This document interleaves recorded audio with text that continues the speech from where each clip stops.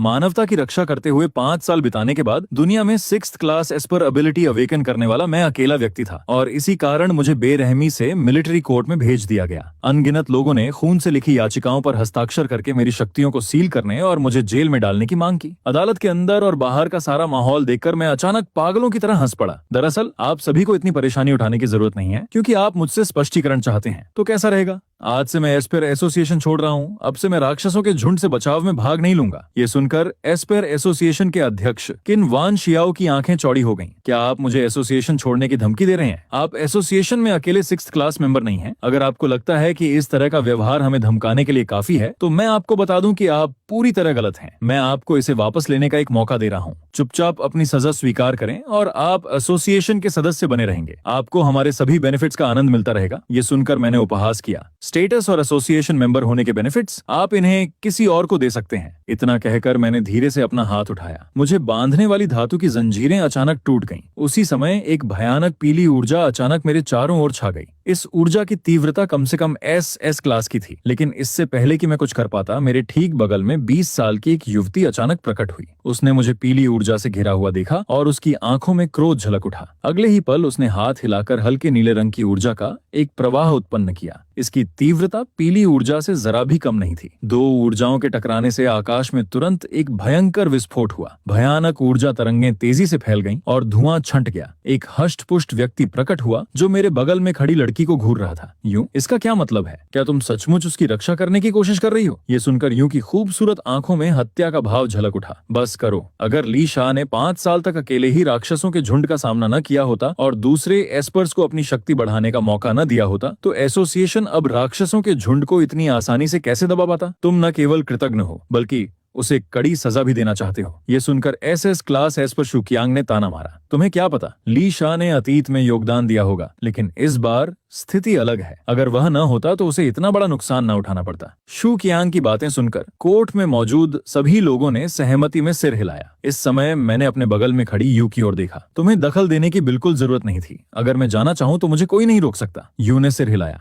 जब राक्षसों के झुंड ने शहर पर हमला किया था, अगर तुम न होते तो मैं बहुत पहले ही मर चुकी होती। ऐसे समय में मैं चुपचाप खड़ी होकर कैसे देख सकती थी? इतना कहकर उसने अपना सिर घुमाया। अगर तुम ली शियाओ को आज यहाँ से निकालना चाहते हो तो तुम्हें पहले मेरी लाश पर से होकर गुजरना होगा। ये सुनकर शू कियांग की आंखें ठंडी पड़ गईं। यूं, तुम एस क्लास सीड हो। क्या तुम्हें डर नहीं है कि आज तुम्हारे कार्यों का असर तुम्हारे भविष्य पर पड़ेगा? मुझे भविष्य की परवाह नहीं है। मैं बस इतना जानती हूँ कि ली शियाओ ने उस समय मेरी जान बचाई थी। इस समय जज की सीट पर बैठा किन वान शियाओ का चेहरा काफी बदसूरत लग रहा था। ली शियाओ, मैं तुमसे आखिरी बार पूछ रहा हूँ, क्या तुम वाकई एस्पर एसोसिएशन छोड़ना चाहते हो? मैंने शांत भाव से सिर हिलाया। हाँ, बिल्कुल ठीक है। तुम्हारे पिछले अच्छे कामों को देखते हुए आज की घटना को हम भुला देते हैं, लेकिन तुम आज अपनी मर्जी से एसोसिएशन नहीं छोड़ रही हो। तुम्हें हम निकाल रहे हैं। साथ ही हमने पहले ही कई एसएस क्लास एस्पर्स को प्रशिक्षित किया है। तुम्हारे जाने से दुनिया खत्म नहीं हो जाएगी। ये कहकर किनवान शियाओ ने मुझे बेहद संतुष्टि से देखा, लेकिन उन्हें निराशा हुई, क्योंकि मेरे चेहरे पर जरा भी गुस्सा नहीं था। 5 साल तक म्यूटेटेड मॉन्स्टर्स से लड़ते लड़ते मैं पूरी तरह थक चुका था। सिर्फ मैं ही जानता था कि असल में शक्तिशाली मॉन्स्टर्स और उनकी सेनाएं कितनी भयानक होती हैं। अब जब एस्पर एसोसिएशन मुझे अलग करना चाहता है तो मैं खुशी खुशी क्यों ना मान जाऊं? ली शियाओ, क्या तुमने मेरी बात साफ साफ सुनी? मुझे समझ आ गया। तो क्या मैं अब जा सकता हूँ? किन वान शियाओ ने मुझे जाते देख हाथ हिलाकर इशारा किया। यूं की आंखों में विदाई की थोड़ी सी अनिच्छा झलक रही थी। मैंने कहा, मैं जा रहा हूँ। ध्यान रखना कि तुम एसोसिएशन में अपने कौशल को अच्छे से निखारो और जल्द से जल्द एसएस क्लास में प्रवेश पाने की कोशिश करो। अगर भविष्य में कभी मुझसे मिलना चाहो तो मुझे ढूंढ लेना। मेरे शब्द खत्म होते ही मैं वहां से गायब हो गया। पल भर में मैं शहर की बाहरी सीमा तक पहुंच चुका था। इस बिंदु से आगे मानव सभ्यता के लगभग कोई निशान नहीं बचे थे। इसके बजाय वहां ज्यादातर ऊंचे ऊंचे प्राचीन पेड़ थे जो एस्पर पावर्स के जागृत होने के बाद विकृत हो गए थे। साथ ही कुछ कमजोर और डरावने जानवर भोजन की तलाश में घूम रहे थे। मुझे अब वहां कोई लगाव नहीं रहा। मैं शहर की सीमा से गायब हो गया। मेरे जाते ही शहर की सीमा से एक 100 मील दूर एक रूइंड सिटी में एक सफेद पंखों वाले बाघ ने अचानक अपनी आंखें खोल दी। उसने एक 100 मील दूर स्थित स्टार सिटी की ओर देखा। वह एसएस क्लास एस्पर्स से भी कहीं अधिक शक्तिशाली मॉन्स्टर किंग था, लेकिन इस समय इस सफेद पंखों वाले बाघ की आंखों में भ्रम की एक झलक दिखाई दी। वह शक्तिशाली इंसान सचमुच अपना शहर छोड़कर चला गया? क्या उसे डर नहीं लग रहा? चलो इस मौके का फायदा उठाकर एक बड़ा हमला कर देते हैं। दूसरी ओर लाल शल्कों से ढका एक सरपेंट जिसकी पुतलियां कटी हुई थीं, भी स्टार सिटी की ओर देख रहा था। ये भी एसएस क्लास से ऊपर का एक मॉन्स्टर किंग था। तुमने भी महसूस किया होगा सफेद पंखों वाले बाघ की आवाज गूंजी। हाँ, ली शियाओ नाम का वह आदमी सचमुच मानव नगरी छोड़कर चला गया। हालांकि उसकी आभा केवल एक पल के लिए ही दिखाई दी, लेकिन मुझे बहुत गलत महसूस हो रहा है। सरपेंट घोड़े की डरावनी आवाज गूंजी। उसने हमें इतने सालों तक रोके रखा है, क्या आखिरकार उसका धैर्य टूट गया है और उसने हमें फंसाने के लिए कोई चाल चलने का फैसला किया है? अचानक सफेद पंखों वाले बाघ की आंखें थोड़ी सी झपकी, मानो उसे कुछ सूझा हो। हाँ, मैंने पहले ही महसूस किया था कि उस मानव नगरी में कई नए एसएस क्लास एस्पर्स पैदा हुए हैं। क्या ऐसा हो सकता है कि ली शियाओ नाम का यह आदमी चाहता हो कि हम इस मौके का फायदा उठाकर हमला करें और फिर पीछे से घेरकर एक ही झटके में हमारा सफाया कर दें? नामुमकिन। ये लोग जो अभी अभी एसएसएस क्लास में पहुंचे हैं, अगर उन्होंने हमसे सीधे मुकाबला करने की हिम्मत की तो मैं अकेले ही उन सबको आसानी से मार सकता हूँ। फिर भी सावधानी बरतना बेहतर है। लेकिन ली शियाओ नाम के उस आदमी ने हमें यह मौका दिया है, तो हमें इसे गंवाना नहीं चाहिए। पहले बीस्ट हॉर्ड को भेजकर स्थिति का जायजा लेते हैं। इतना कहते ही सफेद पंखों वाले बाघ के मुंह से एक जोरदार दहाड़ निकली। देखते ही देखते अनगिनत म्यूटेटेड बीस्ट्स उसकी ओर दौड़ पड़े। कुछ ही समय में जानवरों का एक विशाल झुंड इकट्ठा हो गया। इसी बीच एस्पर एसोसिएशन हेडक्वार्टर्स में एक युवक अपने हाथ में नीली ज्वालाओं से खेलते हुए बोला, सिर्फ एक ही एसएसएस क्लास का है। ली शा के बिना भी हमारे पास हम तीनों हैं। अगर वो चला गया तो चला गया। ये सुनकर किनवान शियाओ का चेहरा काफी नरम पड़ गया। यिंग शुआन, तुम सही कह रहे हो। उस समय ली शा अकेले ही उन मॉन्स्टर किंग्स को आसानी से रोक सकता था। अब जब पूरे एसोसिएशन में तुम तीनों एसएसएस क्लास एस्पर्स हो, तो बीस्ट होर्ड से निपटना पहले से कहीं ज्यादा आसान होगा। किनवान शियाओ की बातें सुनकर यिंग शुआन और बाकी दोनों के होंठों पर आत्मविश्वास भरी मुस्कान आ गई। वे हंस पड़े। हम तीनों एसएसएस क्लास एस्पर्स के साथ होने पर यह स्वाभाविक ही है। हमारी ताकतें बहुत ज्यादा हैं। ये बात तो छोड़ ही दीजिए कि वो मॉन्स्टर किंग्स बहुत समय से दिखाई नहीं दिए हैं। अगर वो सच में फिर से आ भी गए तो हमारे हाथों उनकी लाशें ही बनेंगी। शायद हम शहर के सभी निवासियों के सामने किसी मॉन्स्टर किंग को मौत की सजा भी दे सकते हैं। जब तक हमारे पास एक सफल किल रिकॉर्ड होगा, हम ली शा की पिछली सभी उपलब्धियों को पूरी तरह पीछे छोड़ देंगे। फिर पूरे एस्पर एसोसिएशन में कोई भी हमारी हैसियत को पार नहीं कर पाएगा। उत्साह की एक लहर दौड़ गई। यिंग शुआन और बाकी दोनों की आंखें चमक उठी। तभी किनवान शियाओ अचानक बोल पड़ा, वैसे हमें शहर की सीमाओं की रक्षा कर रहे एस्पर स्क्वाड से खबर मिली है। लगता है किसी ने ली शियाओ को एसोसिएशन के अधिकार क्षेत्र से बाहर जाते हुए देखा है। ये सुनकर यिंग शुआन ने बेपरवाह भाव से हाथ हिलाया। चूंकि ली शा को पहले ही एस्पर एसोसिएशन से निकाल दिया गया है, इसलिए अब वह जहां भी जाए इससे हमें कोई फर्क नहीं पड़ता। जब तक वह एसोसिएशन के अधिकार क्षेत्र में आने वाले शहरों में कोई गड़बड़ी नहीं करता, उसे जो चाहे करने दो। बेशक अगर एक दिन ली शा को अपनी गलती का एहसास हो जाए और वह माफी मांगते हुए वापस आने को तैयार हो जाए, उसके होंठों पर एक हल्की मुस्कान आ गई, तो उसे एसोसिएशन के सबसे निचले रैंक के कॉम्बैट मेंबर से ही शुरुआत करनी होगी। जैसे ही उसने ये कहा, कॉन्फ्रेंस रूम में मौजूद सभी लोग जोर से हंस पड़े। एस्पर एसोसिएशन के अधिकार क्षेत्र से बाहर निकले हुए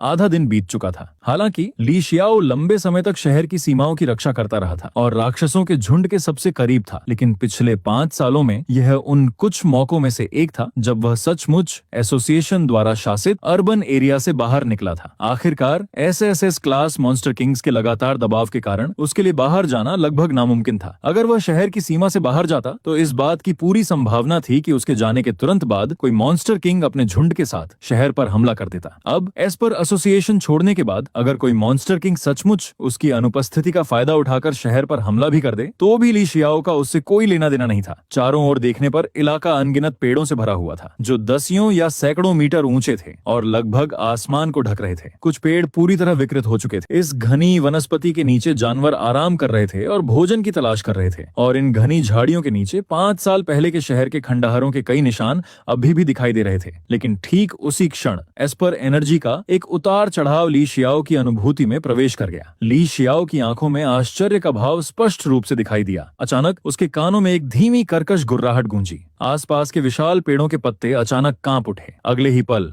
लगभग 20 मीटर लंबा एक विशालकाय भूरा भेड़िया, जिसके मुंह से नुकीले दांत निकले हुए थे, जंगल से बाहर निकला और ली शियाओ की ओर अपने 2 अगले पंजे बढ़ा दिए। उसके नुकीले पंजे ठंडी घातक रोशनी से चमक रहे थे। अगर कोई इस अचानक हमले से बच न पाता तो एक हाई रैंक एस्पेयर भी पल भर में मारा जा सकता था। ली शियाओ चुपचाप अपनी जगह पर खड़ा रहा, मानो विशालकाय भूरे भेड़िए के हमले पर कोई प्रतिक्रिया ही न दे रहा हो। पलक झपकते ही विशालकाय भूरे भेड़िए के नुकीले पंजे उसके सिर से कुछ ही इंच दूर थे, लेकिन ठीक उसी क्षण घात लगाए बैठे उस विशालकाय भेड़िए को मानो किसी बेहद भयानक चीज का सामना करना पड़ा। उसकी गति अचानक हवा में ही रुक गई। ली शियाओ ने धीरे से अपना सिर घुमाया और विशालकाय भूरे भेड़िए को देखा। उसके सामने एक विशालकाय मॉन्स्टर खड़ा था जो उसके अपने शरीर से दर्जनों गुना बड़ा था। उसकी आंखें घोर आश्चर्य से भरी हुई थीं। वह सचमुच हैरान था कि एक म्यूटेटेड बीस्ट ने उस पर हमला करने की हिम्मत कैसे की। इस विशालकाय भूरे भेड़िए का शक्ति स्तर लगभग 1 लाख के बराबर था, लेकिन अतीत में एक 1 लाख जानवर को ली शियाओ के सामने तोप का चारा बनने का भी अधिकार नहीं था। यहाँ तक कि उस समय का एक सच्चा एस क्लास बीस्ट भी जब Li Xiao S class monster king से लड़ रहा था, ज्यादा से ज्यादा एक मामूली सैनिक ही बन सकता था। मुझ पर हमला कर रहे हो, तुम्हारी हिम्मत कैसे हुई? ली शियाओ के शब्दों का सामना करते हुए भूरे भेड़िए की विशाल आंखों में आदिम भय का भाव उमड़ आया। उसकी धीमी दहाड़ में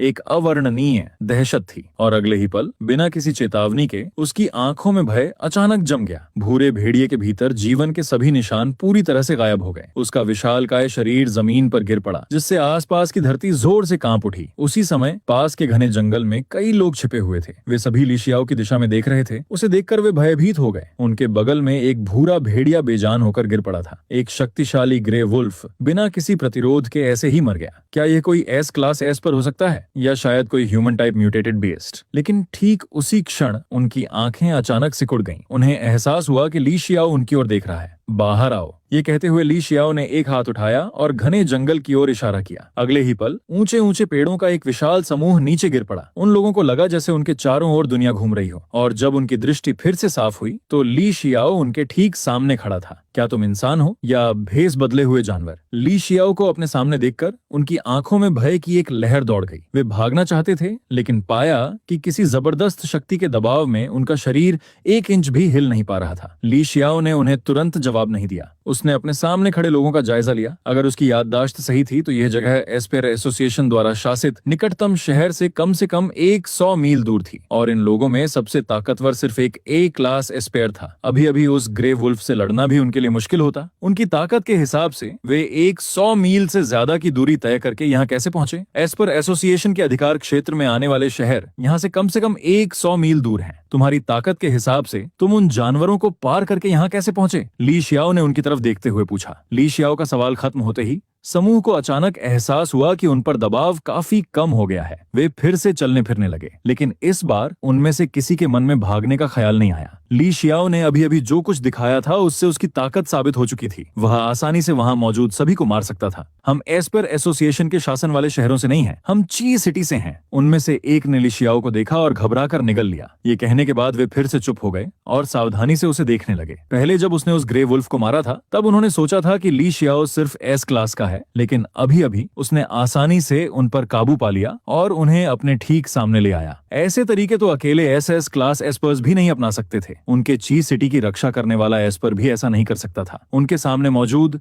यह अपरिचित शक्तिशाली एस्पेयर संभवतः उनके ची सिटी के एस क्लास गार्डियन एस्पेयर से कमजोर नहीं था। उनका जवाब सुनकर ली शियाओ के चेहरे पर आश्चर्य के भाव आ गए, लेकिन जल्द ही उसे कुछ याद आया। एस्पेयर एसोसिएशन छोड़ने से पहले उसने लोगों को यह कहते सुना था कि एसोसिएशन द्वारा एकीकृत और समेकित किए गए अधिकांश शहरों के अलावा कुछ ऐसे शहर भी थे जो विभिन्न कारणों से और कई निवासियों के शहर छोड़ने से इनकार करने के कारण कभी एस्पेयर एसोसिएशन में विलय नहीं हुए। वे एसोसिएशन के अधिकार क्षेत्र में नहीं आते थे और स्वतंत्र रूप से अस्तित्व में थे। क्या इन लोगों द्वारा बताया गया ची सिटी उन्हीं में से एक हो सकता है? महोदय, मेरा नाम शूमिंग है। हमने पहले आपको एस्पेयर एसोसिएशन का जिक्र करते सुना था। क्या आप भी एस्पेयर एसोसिएशन के सदस्य हैं? शूमिंग नाम के एस्पेयर ने सावधानी से पूछा। वह इस दस्ते का सबसे शक्तिशाली व्यक्ति था, एक ए क्लास एस्पेयर। मैं हुआ करता था, लेकिन अब नहीं। ये सवाल सुनकर ली शियाओ मुस्कुराया और सिर हिलाया। अचानक सिस्टम की आवाज सुनाई दी। सिस्टम प्रॉम्प्ट होस्ट, आज के डेली मिशन के लिए केवल 12 घंटे बचे हैं। कृपया टास्क पूरा करें और जल्द से जल्द चेक इन करें। ये देखकर ली शियाओ की आंखें थोड़ी चमक उठी। वह बसने के लिए एक जगह ढूंढ रहा था, और अब चूंकि यह ची सिटी एस्पेयर एसोसिएशन के अधिकार क्षेत्र में नहीं था, तो क्या यह उसकी जरूरतों को पूरी तरह से पूरा नहीं करता? आखिरकार अगर वह किसी शहर में रह सकता है तो यह घने पहाड़ों और पुराने जंगलों में रहने से कहीं बेहतर है। ये ची सिटी जिसका आपने जिक्र किया, यहाँ से कितनी दूर है? ली शियाओ ने अचानक पूछा। ये लगभग 10 किलोमीटर दूर है, ज्यादा दूर नहीं है। ये देखकर कि ली शियाओ भी एक एस्पेयर है, शूमिंग ने जवाब दिया। 10 किलोमीटर? ये तो बिल्कुल भी दूर नहीं है। इस जवाब से यह भी स्पष्ट हो गया कि केवल ए क्लास एस्पेयर स्तर की शक्ति वाला शूमिंग इस क्षेत्र तक कैसे पहुंच सका। इसके तुरंत बाद ली शियाओ ने ची सिटी में लंबे समय तक रहने की इच्छा व्यक्त की। उसकी बात सुनकर शूमिंग और उसके साथी एक पल के लिए स्तब्ध रह गए। फिर उनकी आंखों में सुखद आश्चर्य का भाव आ गया। ची सिटी में इतना शक्तिशाली एस्पेर नहीं था। एस्पेर एसोसिएशन की लड़ाकू सेनाओं की तुलना में उन पर छोटे छोटे मॉन्स्टर होर्ड्स अक्सर हमला करते रहते थे। यहाँ तक कि एक एसएस क्लास एस्पेर की मौजूदगी के बावजूद जब भी ची सिटी ने राक्षसों के झुंड को खदेड़ने की कोशिश की तो ये बेहद मुश्किल साबित हुआ। राहत की बात सिर्फ ये थी कि ची सिटी बहुत बड़ा नहीं था, इसलिए उसने एसएस क्लास मॉन्स्टर किंग्स का ध्यान आकर्षित नहीं किया था, अन्यथा पूरा ची सिटी बहुत पहले ही नष्ट हो गया होता। और अब कम से कम एस क्लास या एसएस क्लास स्तर का एक एस्पेर ची सिटी में रहना चाहता था। ये ची सिटी के लिए एक बहुत बड़ा वरदान था। क्या तुम सच कह रहे हो? शूमिंग ने गहरी सांस ली। उसे डर था कि ली शियाओ उससे मजाक कर रहा है। क्या मैं मजाक कर रहा हूँ? ली शियाओ ने शांत भाव से कहा। तो चलो अभी वापस चलते हैं। शूमिंग तुरंत उत्साहित हो गया। मुझे एक सुरक्षित रास्ता पता है, हमारे पीछे आओ। ये कहते हुए शूमिंग ने ची सिटी की दिशा में देखा और राक्षसों से बचते हुए ली शियाओ को वापस ले जाने की योजना बनाई। ये सुनकर ली शियाओ ने उसे पूरी हैरानी से देखा। तुम मुझसे एक एसएसएस क्लास एस्पेयर जानवरों से बचने के लिए रास्ता बदलने की बात कर रहे हो? ऐसा व्यवहार तो वे मॉन्स्टर किंग्स भी ली शियाओ से करने की हिम्मत नहीं करते थे।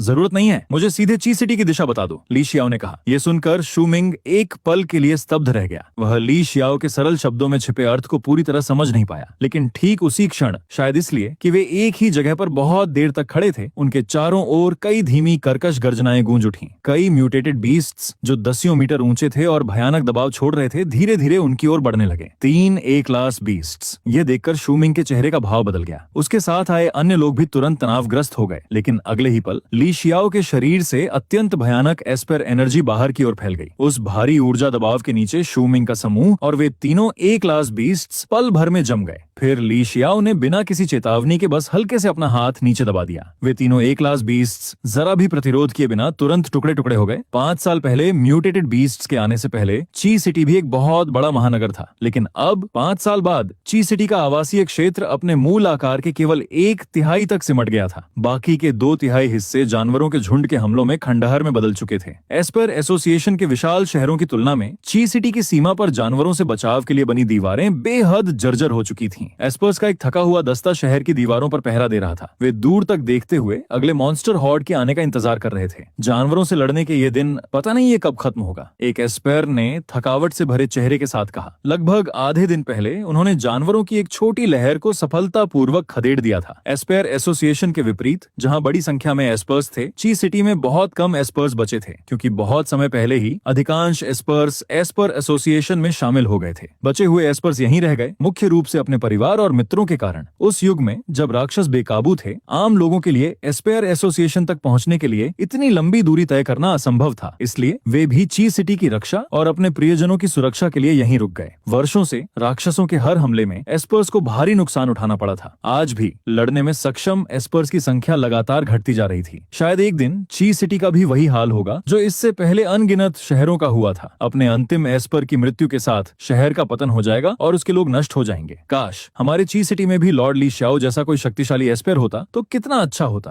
खंडहर बनी दीवार की रक्षा कर रहा एक एस्पेर खुद को यह कल्पना करने से रोक नहीं पाया। हालांकि राक्षसों के आने के बाद शहरों के बीच संचार मुश्किल हो गया था, फिर भी उन्हें कुछ जानकारी थी। उस समय एस्पर ऑर्गेनाइजेशन इतना विशाल नहीं था। इतने सारे शहरों को एक साथ इकट्ठा करने पर भी वे राक्षसों के झुंड का सामना करने में समान रूप से असमर्थ थे। लेकिन एक दिन दुनिया के इकलौते एसएसएस क्लास एस्पेर ली शियाओ ने एस्पेर एसोसिएशन के सदस्य के रूप में युद्ध में भाग लिया और अनगिनत मॉन्स्टर होर्ड्स को पराजित कर दिया। इसके कारण कई आम लोग और एस्पर्स एस्पर एसोसिएशन में शामिल होने के लिए उमड़ पड़े और अंततः एक विशाल मेगा सिटी का निर्माण हुआ। दुर्भाग्य से जल्द ही एस्पर की चमक फीकी पड़ गई। अंत में ये सब महज एक कल्पना थी। हालांकि वह बहुत शक्तिशाली नहीं था, लेकिन वह अच्छी तरह जानता था कि एसएस क्लास एस्पेर कितना दुर्लभ होता है। यहाँ तक कि उनके ची सिटी का सबसे शक्तिशाली व्यक्ति भी वर्तमान में केवल एसएस क्लास का ही था। एसएसएस क्लास बनने में कितना समय लगेगा ये कोई नहीं जानता था, अन्यथा पूरा ची सिटी इतनी मुश्किलों का सामना नहीं कर रहा होता। केवल एक सच्चा एसएसएस क्लास एस्पेर ही राक्षसों के झुंड में मौजूद मॉन्स्टर किंग्स का सामना कर सकता था। उसने गहरी सांस ली और अपने आगे गश्ती दल के पास पहुंचा, जो जर्जर शहर की दीवार पर पहरा दे रहा था। लेकिन ठीक उसी क्षण ची सिटी की दीवारों के पार से एक भयानक एस्पेर प्रेशर ने अचानक उन्हें घेर लिया। दूर आकाश में एक काला बिंदु तेजी से बड़ा होता हुआ दिखाई दे रहा था और ची सिटी की ओर अकल्पनीय गति से बढ़ रहा था। एस्पर्स की पुतलियां तेजी से सिकुड़ गईं। शहर की दीवार की रक्षा कर रहे एस्पर्स के चेहरों पर भी भय और उस शक्तिशाली एस्पर प्रेशर के प्रति चिंता के भाव उभर आए। एक बीस्ट किंग। लेकिन जल्द ही उनकी आंखों का भय गायब हो गया, क्योंकि ठीक उसी क्षण शहर की दीवार पर अचानक एक आकृति प्रकट हुई। Lord Chen Xuan. Chen Xuan के प्रकट होते ही दीवार पर मौजूद एस्पर्स को मानो तुरंत अपनी रीढ़ की हड्डी मिल गई। घबराओ मत, चेन शुआन ने सांत्वना के शब्द कहे। आसपास के एस्पर्स ने भी दूर स्थित काले बिंदु की ओर गंभीर निगाहों से देखा। कुछ ही देर में दूर स्थित बढ़ता हुआ काला बिंदु स्पष्ट होता चला गया, लेकिन अचानक सभी को एहसास हुआ कि वह काला बिंदु वास्तव में कोई जानवर नहीं था। वह एक इंसान जैसा दिख रहा था और उस इंसान ने अपने हाथों में कई आकृतियां पकड़ रखी थीं। ये शू चिंग्स और बाकी लोग हैं, किसी ने चिल्लाकर कहा, मानो उन्हें पहचान लिया हो। अगले ही पल शू चिंग को पकड़े हुए वह आकृति अविश्वसनीय गति से शहर की दीवार को पार कर गई। तो ये ची सिटी है। ली शियाओ ने शू चिंग और बाकी लोगों को नीचे उतार दिया। इस समय शू चिंग और उसके साथी थोड़े पीले पड़ गए थे। शायद आपको यकीन न हो, लेकिन ली शियाओ की गति के कारण उन्हें थोड़ा चक्कर आने लगा था। कुछ ही पलों में ची सिटी लौटते हुए शू चिंग को अभी भी लग रहा था जैसे वह कोई सपना देख रही हो। उसे आखिरकार समझ में आ गया कि ली शियाओ ने उससे पहले सिर्फ एक सीधी दिशा दिखाने के लिए क्यों कहा था। उन जैसे ए क्लास एस्पर्स को अभी भी जानवरों से बचना पड़ता था, लेकिन ली शियाओ ने रास्ते में आने वाले किसी भी भयानक जानवर को जो उसका शिकार करने की कोशिश करता, अपने हाथ के एक इशारे से ही नष्ट कर दिया। शू चिंग का शरीर थोड़ा कांप गया। अगर उसे सही याद था तो ली शियाओ का शिकार करने की मूर्खता करने वाले उन जानवरों में कई शक्तिशाली एस क्लास बीस्ट्स भी थे। शू चिंग, तुम वापस आ गए? ये कौन है? दीवार की रखवाली कर रहे गश्ती एस्पर्स शू चिंग के पास दौड़े, लेकिन तभी एक व्यक्ति की आंखों में अविश्वास का भाव उभर आया। वह व्यक्ति कोई और नहीं बल्कि चेन शुआन था, लॉर्ड ली शियाओ। चेन शुआन ने अविश्वास से ली शियाओ की ओर देखा। हालांकि शहरों के बीच लंबी दूरी का संचार अब बेहद मुश्किल था और अंतर शहरी संचार के उपकरण स्ट्रेटेजिक रिसोर्सेज माने जाते थे, फिर भी ची सिटी के सबसे मजबूत रक्षक के रूप में चेन शुआन ने पहले ली शियाओ की वीडियो रिकॉर्डिंग देखी थी। चेन शुआन की प्रतिक्रिया देखकर बाकी एस्पर्स भी दंग रह गए। अगले ही पल सबकी आंखें अचानक चौड़ी हो गईं। जब चेन शुआन ने ली शियाओ का नाम लिया तो शू चिंग और उसके साथियों का दिमाग चकरा गया। ली शियाओ नाम महज एक संयोग हो सकता था, लेकिन अगर ची सिटी के सबसे शक्तिशाली एसएस क्लास एस्पेयर चेन शुआन ने उसके नाम के आगे लॉर्ड शब्द जोड़ दिया तो इस दुनिया में केवल एक ही व्यक्ति इस उपाधि के योग्य था। हे भगवान, ये लॉर्ड ली शियाओ हैं। शहर की दीवार पर अनगिनत हैरान निगाहें ली शियाओ पर टिक गईं। ये किसी सपने जैसा लग रहा था। ची सिटी के अनगिनत एस्पर्स ने ली शियाओ के यहाँ आने की कल्पना की थी और अब यह अवास्तविक कल्पना सचमुच सच हो गई थी। तुम मुझे जानते हो? चेन शुआन द्वारा अपना नाम पुकारे जाने पर ली शियाओ के चेहरे पर आश्चर्य का भाव उभर आया। ये सुनकर चेन शुआन ने उत्साह से सिर हिलाया। मैंने आपका एक वीडियो देखा था लॉर्ड ली शियाओ। आज आप ची सिटी क्यों आए हैं? क्या आपको ची सिटी के एस्पर्स से कुछ काम है? ये सुनकर पास में मौजूद एस्पर्स तुरंत गंभीर हो गए। ऐसा लग रहा था मानो ली शियाओ के एक शब्द पर वे अपनी जान की बाजी लगाने को तैयार हों। पिछले 5 वर्षों से ची सिटी को लगभग हर दिन अलग अलग आकार के मॉन्स्टर होर्ड्स के हमलों का सामना करना पड़ा था। हर हमले के बाद ची सिटी के एस्पर्स को और भी गहराई से समझ में आया कि ली शियाओ जैसे एसएसएस क्लास एस्पर्स कितने कीमती थे। भले ही ली शियाओ ची सिटी के एस्पर्स नहीं थे, लेकिन उन पर उनका भरोसा चेन शुआन के प्रति सम्मान से कम नहीं था। लॉर्ड चेन शुआन, लॉर्ड ली यहाँ किसी काम से नहीं आए हैं। उनकी योजना ची सिटी में लंबे समय तक रहने की है। शू चिंग ने तुरंत बगल से कहा, क्या ची सिटी में रहना चाहते हैं? जैसे ही ये शब्द गिरे, चेन शुआन समेत सभी की आंखें हैरानी से चौड़ी हो गईं। वे उत्साह से भर उठे,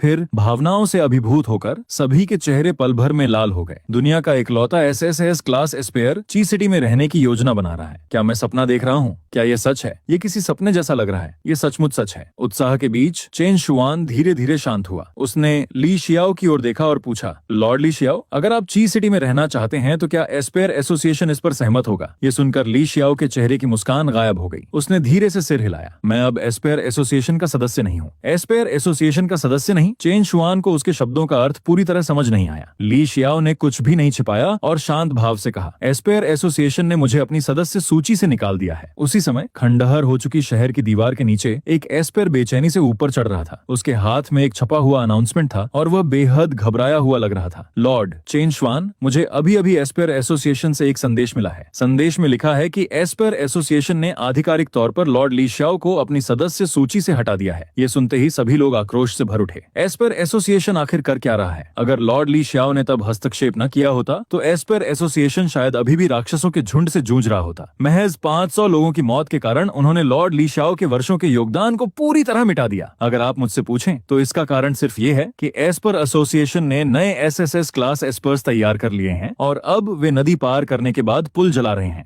एस्पेयर एसोसिएशन द्वारा जारी घोषणा की पूरी कहानी पढ़ने के बाद चेन शुआन और बाकी सभी लोग ली शियाओ के साथ हुए अन्याय के खिलाफ आवाज उठाने लगे, लेकिन अपने सामने ली शियाओ को देखकर वे अकारण शांत थे। चेन शुआन ने पूछा, लॉर्ड ली शियाओ, क्या आपको गुस्सा नहीं आ रहा? ली शियाओ ने आक्रोशित भीड़ को देखा। उसे विडंबना का एहसास हुआ। जिस शहर की उसने पूरे 5 साल रक्षा की थी, उसी शहर के लोग आज उस पर उंगली उठा रहे थे। इसके विपरीत ये लोग, जिन्हें उससे कभी कोई कृपा या सुरक्षा नहीं मिली थी, वास्तव में उसके लिए अन्याय के खिलाफ आवाज उठा रहे थे। उसने धीरे से सिर हिलाया। अब से मैं एस्पर एसोसिएशन से कोई संबंध नहीं रखना चाहता। फिलहाल मैं बस एक ऐसी जगह ढूंढना चाहता हूँ जहाँ मैं बस सकूं और अपना जीवन व्यतीत कर सकूं। सामान्य जीवन मैं समझता हूँ। चेन शुआन ने हल्के से सिर हिलाया, मानो वह मन ही मन सब समझ गया हो। उसने गंभीरता से कहा, लॉर्ड ली शियाओ, आप जब तक चाहें ची सिटी में रह सकते हैं। अब से ची सिटी आपका नया घर है। जी हाँ लॉर्ड ली शियाओ, हम एस्पर एसोसिएशन के उन लोगों की तरह कभी भी अपने सारे रास्ते बंद नहीं करेंगे। शू चिंग और अन्य लोगों ने भी सिर हिलाया और ली शियाओ को गहरी श्रद्धा से देखते रहे। धन्यवाद। ली शियाओ ने कृतज्ञता से सिर हिलाया। ची सिटी में उनके लंबे समय तक व्यवस्थाओं पर चर्चा करने के बाद समूह शहर की दीवार पर और नहीं रुका। चूंकि शू चिंग ही ली शियाओ को ची सिटी वापस लाया था, इसलिए चेन शुआन ने ली शियाओ के रहने की व्यवस्था करने का काम उसे सौंप दिया। ली शियाओ और अन्य लोगों के दीवार से चले जाने के बाद शू चिंग की सारी थकान पल भर में गायब हो गई और वह एस्पर एसोसिएशन के कई सदस्यों की तुलना में अविश्वसनीय रूप से उत्साहित दिख रहा था। ची सिटी बहुत अलग था, क्योंकि यह शहर अक्सर मॉन्स्टर हॉर्ड्स के हमलों का शिकार होता था। शहर के भीतर की सुविधाएं राक्षसों के हमले से पहले की तुलना में बहुत पुरानी और जर्जर थीं। पूरे शहर में हर चीज की कमी थी। यहाँ कोई भव्य सजावट या आलीशान आवाज नहीं थे, बल्कि पूरा ची सिटी लगातार युद्ध की तैयारी में लगा रहता था। यहाँ तक कि एस्पेयर पावर्स से रहित आम लोग भी एस्पर्स को लॉजिस्टिक सपोर्ट प्रदान करने के लिए प्रतिदिन कड़ी मेहनत करते थे। ली शियाओ और शू चिंग शहर की गलियों में चल रहे थे। हालांकि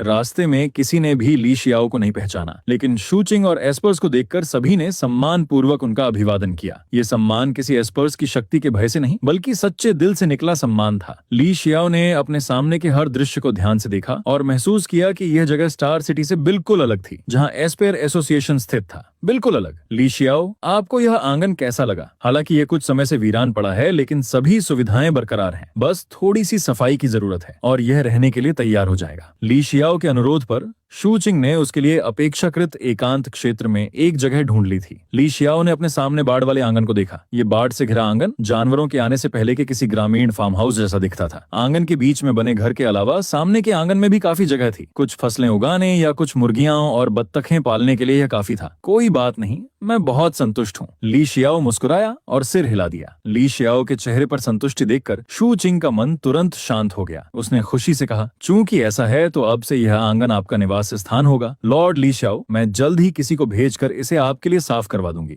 उसी समय system prompt, daily mission complete. आपको एक टियर 8 एस्पर एनहांसमेंट फ्रूट प्राप्त हुआ है। New mission unlocked. अथक प्रयास से अपने सभी बोझ उतारकर आपने अंततः अपने दैनिक विश्राम के लिए एक निवास स्थान पा लिया है। लेकिन यह छोटा आंगन लंबे समय से निर्जन पड़ा है। यह धूल और गंदगी से भरा हुआ है। कृपया बिना किसी एस्पर एबिलिटी का उपयोग किए स्वयं आंगन को साफ करें। Mission reward, mutated tree, sapling, random Esper enhancement, vegetable seeds. अचानक प्रकट हुए इस डेली मिशन को देखकर ली शियाओ मुस्कुराए बिना नहीं रह सका। इस डेली सिस्टम द्वारा जारी किए गए कार्य वास्तव में काफी नीरस थे। उसे आंगन स्वयं साफ करना था और वह अपनी क्षमताओं का उपयोग भी नहीं कर सकता था। लेकिन ध्यान से सोचने पर ऐसा लग रहा था कि यही वह चीज थी जिसकी उसे अभी तलाश थी। मैं आंगन साफ कर दूंगा, मैं खुद ही कर लूंगा, किसी और को परेशान करने की जरूरत नहीं है। ये सुनकर शू चिंग ने ज्यादा कुछ नहीं कहा। ली शियाओ से थोड़ी देर बात करने और यह पुष्टि करने के बाद कि उसे और कुछ नहीं चाहिए, वह आखिरकार चला गया। जाने से पहले शू चिंग सोच समझकर ली शियाओ के लिए कुछ सफाई के औजार भी ले आया। शू चिंग को जाते हुए देखकर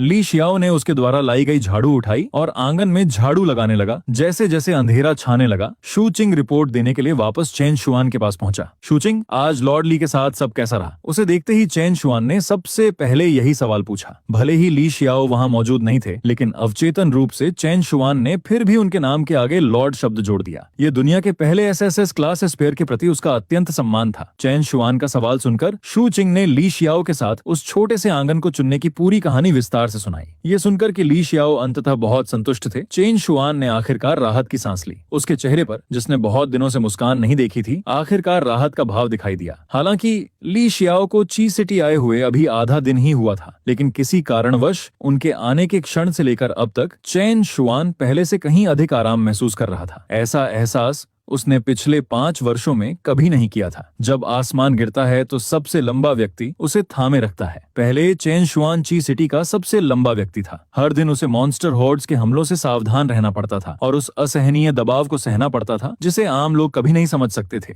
लेकिन अब उनके पास ली शियाओ थे, एक ऐसा एस्पेयर जो उससे कहीं अधिक शक्तिशाली था। उसकी मुस्कान धीरे धीरे गायब हो गई और उसका स्वर गंभीर हो गया। शूचिंग, लॉर्ड ली शियाओ ची सिटी की सबसे बड़ी उम्मीद है। मुझे आशा है कि आने वाले दिनों में तुम उनकी देखभाल करोगे और उनकी सभी जरूरतों को पूरा करोगे। क्या तुम ऐसा कर सकते हो? ये सुनकर शूचिंग ने उतने ही गंभीर भाव से सिर हिलाया। चिंता मत कीजिए लॉर्ड चेन शुआन, चाहे कुछ भी हो जाए, यहाँ तक कि अगर मुझे मरना भी पड़े तो मैं अपनी पूरी शक्ति से लॉर्ड ली शियाओ की सभी इच्छाओं को पूरा करूंगा। इन 5 वर्षों में राक्षसों से लड़ते हुए वे अच्छी तरह जानते थे कि एक शहर के लिए एक उच्च स्तरीय एस्पेयर कितना महत्वपूर्ण होता है। जब तक ली शियाओ ची सिटी में रह सकते थे, चाहे इसका मतलब मौके पर ही मर जाना ही क्यों ना हो, शूचिंग एक पल भी नहीं हिचकिचाता। एस्पर एसोसिएशन ने अपने सारे रास्ते बंद कर लिए और ली शियाओ को भगा दिया। ये उनकी मूर्खता थी, लेकिन वे इतने मूर्ख भी नहीं थे। कंग्रेचुलेशंस होस्ट, आपके अथक प्रयासों से आपने अपने नए निवास को सफलतापूर्वक साफ कर दिया है। आपको प्राप्त हुए mutated tree sapling, aspire enhancement vegetable seeds, कभी खरपतवारों और धूल से भरा हुआ आंगन ली शियाओ की सफाई से पूरी तरह साफ सुथरा हो गया था।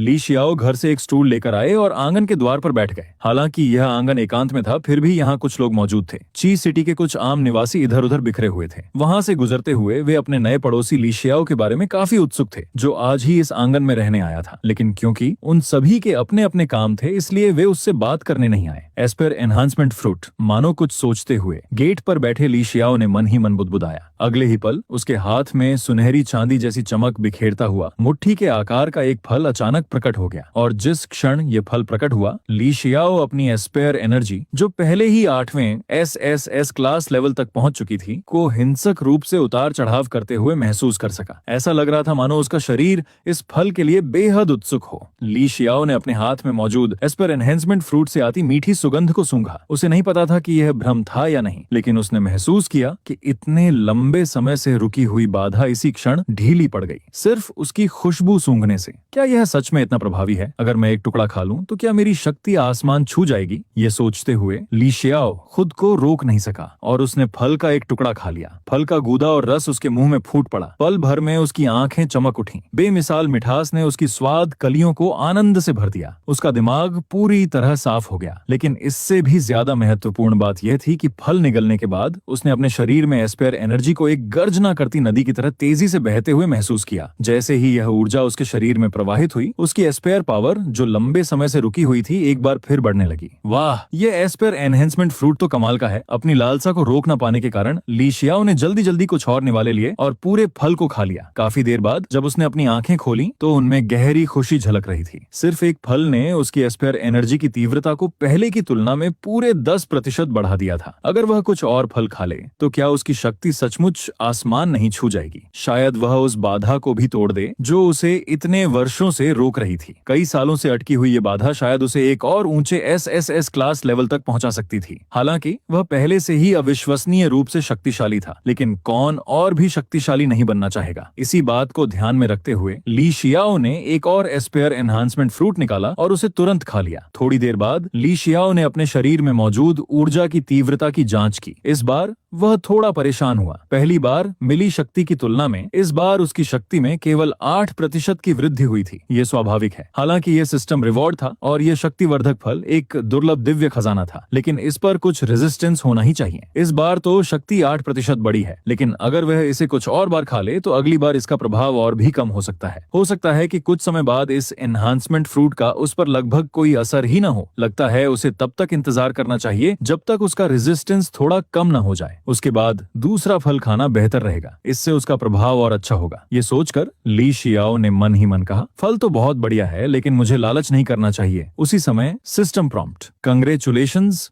होस्ट, आपने लालच से बचने का सही फैसला किया है। आपको एक अतिरिक्त डेली मिशन दिया जा रहा है। पूरा भोजन करने के बाद बिना हिले डुले लेटे रहना एक बुरी आदत है। 2 एस्पेयर एनहांसमेंट फ्रूट्स खाने के बाद आपका पेट थोड़ा भर गया है। आपको अचानक याद आता है कि आपके पास कुछ बीज और पौधे हैं, लेकिन आपने अभी तक उन्हें लगाने का समय नहीं निकाला है। कृपया बिना किसी एस्पेयर एबिलिटी का उपयोग किए स्वयं पौधे और बीज लगाए। Quest reward, aspire ability, heavenly hound. Li Xiao ने अपने इस नए डेली क्वेस्ट को बहुत ही आश्चर्य से देखा। उसने तो कल तक इंतजार करने और पहले से मिले सीड्स, बीजों और पौधों को लगाने का प्लान बनाया था। उसे बिल्कुल उम्मीद नहीं थी कि 2 स्टेट एनहेंसिंग फ्रूट्स खाने से ही ये प्लांटिंग क्वेस्ट शुरू हो जाएगा और वो अपनी एबिलिटीज का इस्तेमाल भी नहीं कर पाएगा। खैर, मैं इसे अपना खाना डाइजेस्ट करने का एक तरीका मान लेता हूँ। ली शियाओ ने मन ही मन बुदबुदाया। फिर उसने तुरंत आंगन के स्टोर हाउस से एक कुदाल निकाली और अपने आंगन का मैप देखा। थोड़ी देर सोचने के बाद ली शियाओ ने आंगन के नॉर्थ हिस्से में 3 पौधे लगाने का फैसला किया। वहीं एस्पर सब्जियों के बीजों को साउथ हिस्से के एक छोटे से प्लॉट में लगा दिया। ये सब करते हुए ली शियाओ का मन बहुत शांत महसूस कर रहा था। उसे खुद भी इस बात का एहसास नहीं हुआ था, लेकिन एस्पर एसोसिएशन छोड़ने के बाद पहले ही दिन उसकी लाइफ में एक बहुत बड़ा और सुकून भरा बदलाव आ चुका था। अब उसे हर दिन मॉन्स्टर्स और उनकी आर्मी से निपटने के लिए स्ट्रेटेजी बनाने में अपना टाइम वेस्ट नहीं करना पड़ता था। और जहां तक बीस्ट्स की बात थी,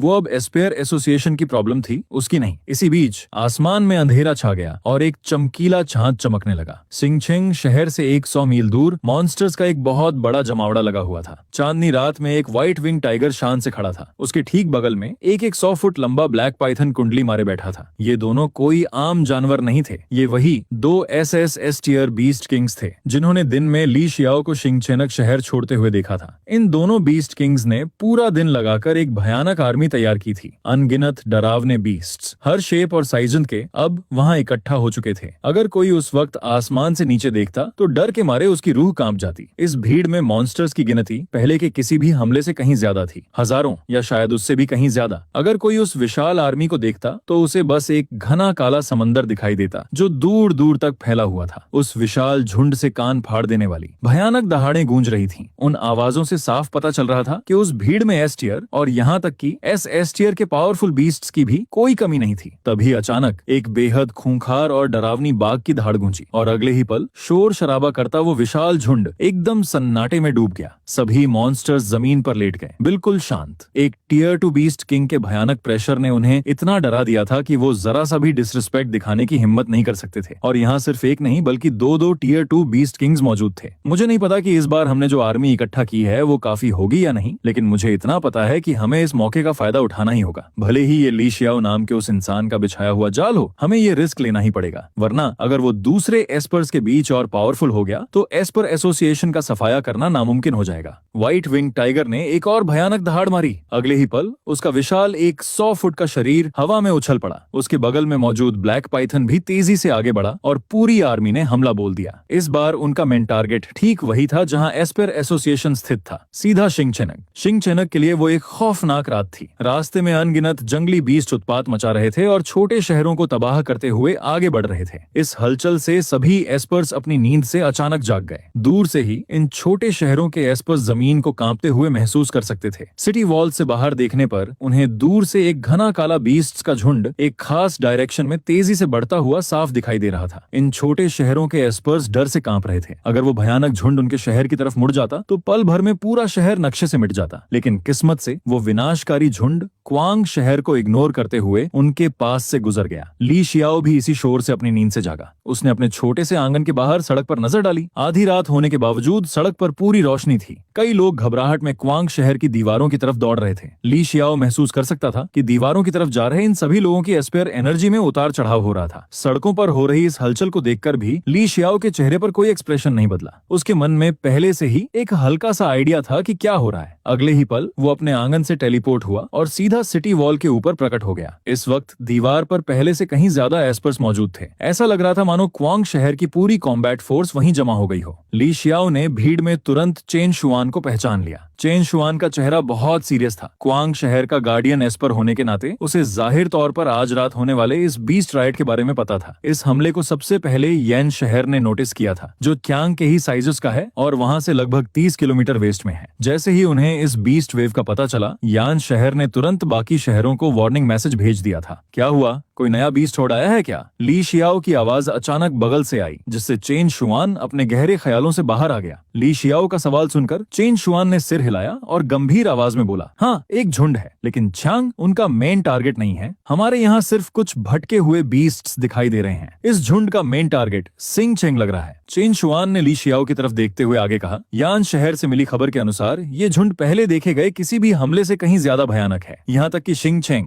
जहाँ इतने सारे पावरफुल एस्पर्स हैं, शायद वो भी इस हमले को ना रोक पाए। सिंगचेंग हाँ समझ गया। ली शियाओ ने बस इतना कहा। सिंगचेंग और एस्पर एसोसिएशन से अब उसका कोई लेना देना नहीं था, उसे इस मामले की कोई परवाह नहीं थी। ली शियाओ का ये ठंडा रिएक्शन देखकर चेन शुएन भी समझ गया और उसने आगे कोई बात नहीं की। आखिर चेन शुआन जानता था कि ली शियाओ को एसोसिएशन ने निकाल दिया था। अगर मैं भी उसकी जगह होता तो मुझे भी शिंग चेनक के अस्तित्व की कोई फिक्र नहीं होती। चेन शुआन ने मन ही मन सोचा, ली शियाओ को अभी अभी निकाला गया है और अब एक विशाल झुंड शिंग चेनक पर हमला कर रहा है। ये तो उन्होंने खुद अपने ऊपर विनाश बुलाया है। उसी समय दूर से कुछ भटके हुए बीस्ट्स चैंग शहर की तरफ तेजी से बढ़ रहे थे। वो करीब आते जा रहे थे। चेन शुआन ने अपना फोकस वापस सामने किया और बाकी एस्पर्स को लड़ाई के लिए रेडी करने लगा। लेकिन इस बार चेन शुआन के कुछ भी करने से पहले ही अचानक एक बेहद खौफनाक एस्पर एनर्जी का विस्फोट हुआ। ये एनर्जी चेन शुआन की अपनी एनर्जी से कहीं ज्यादा विशाल थी। ये एनर्जी एक झटके में बाहर की तरफ फैली और उसने तुरंत पूरे चांग शहर को अपनी चपेट में ले लिया। इसे महसूस करते हुए चेन शुआन ने झटके से अपनी नजर अपने बगल में खड़े ली शियाओ की तरफ घुमाई। उसका दिल डर से कांप उठा। एसएस टियर और एसएसएस टियर, कहने को तो इनमें सिर्फ एक टियर का फर्क है, लेकिन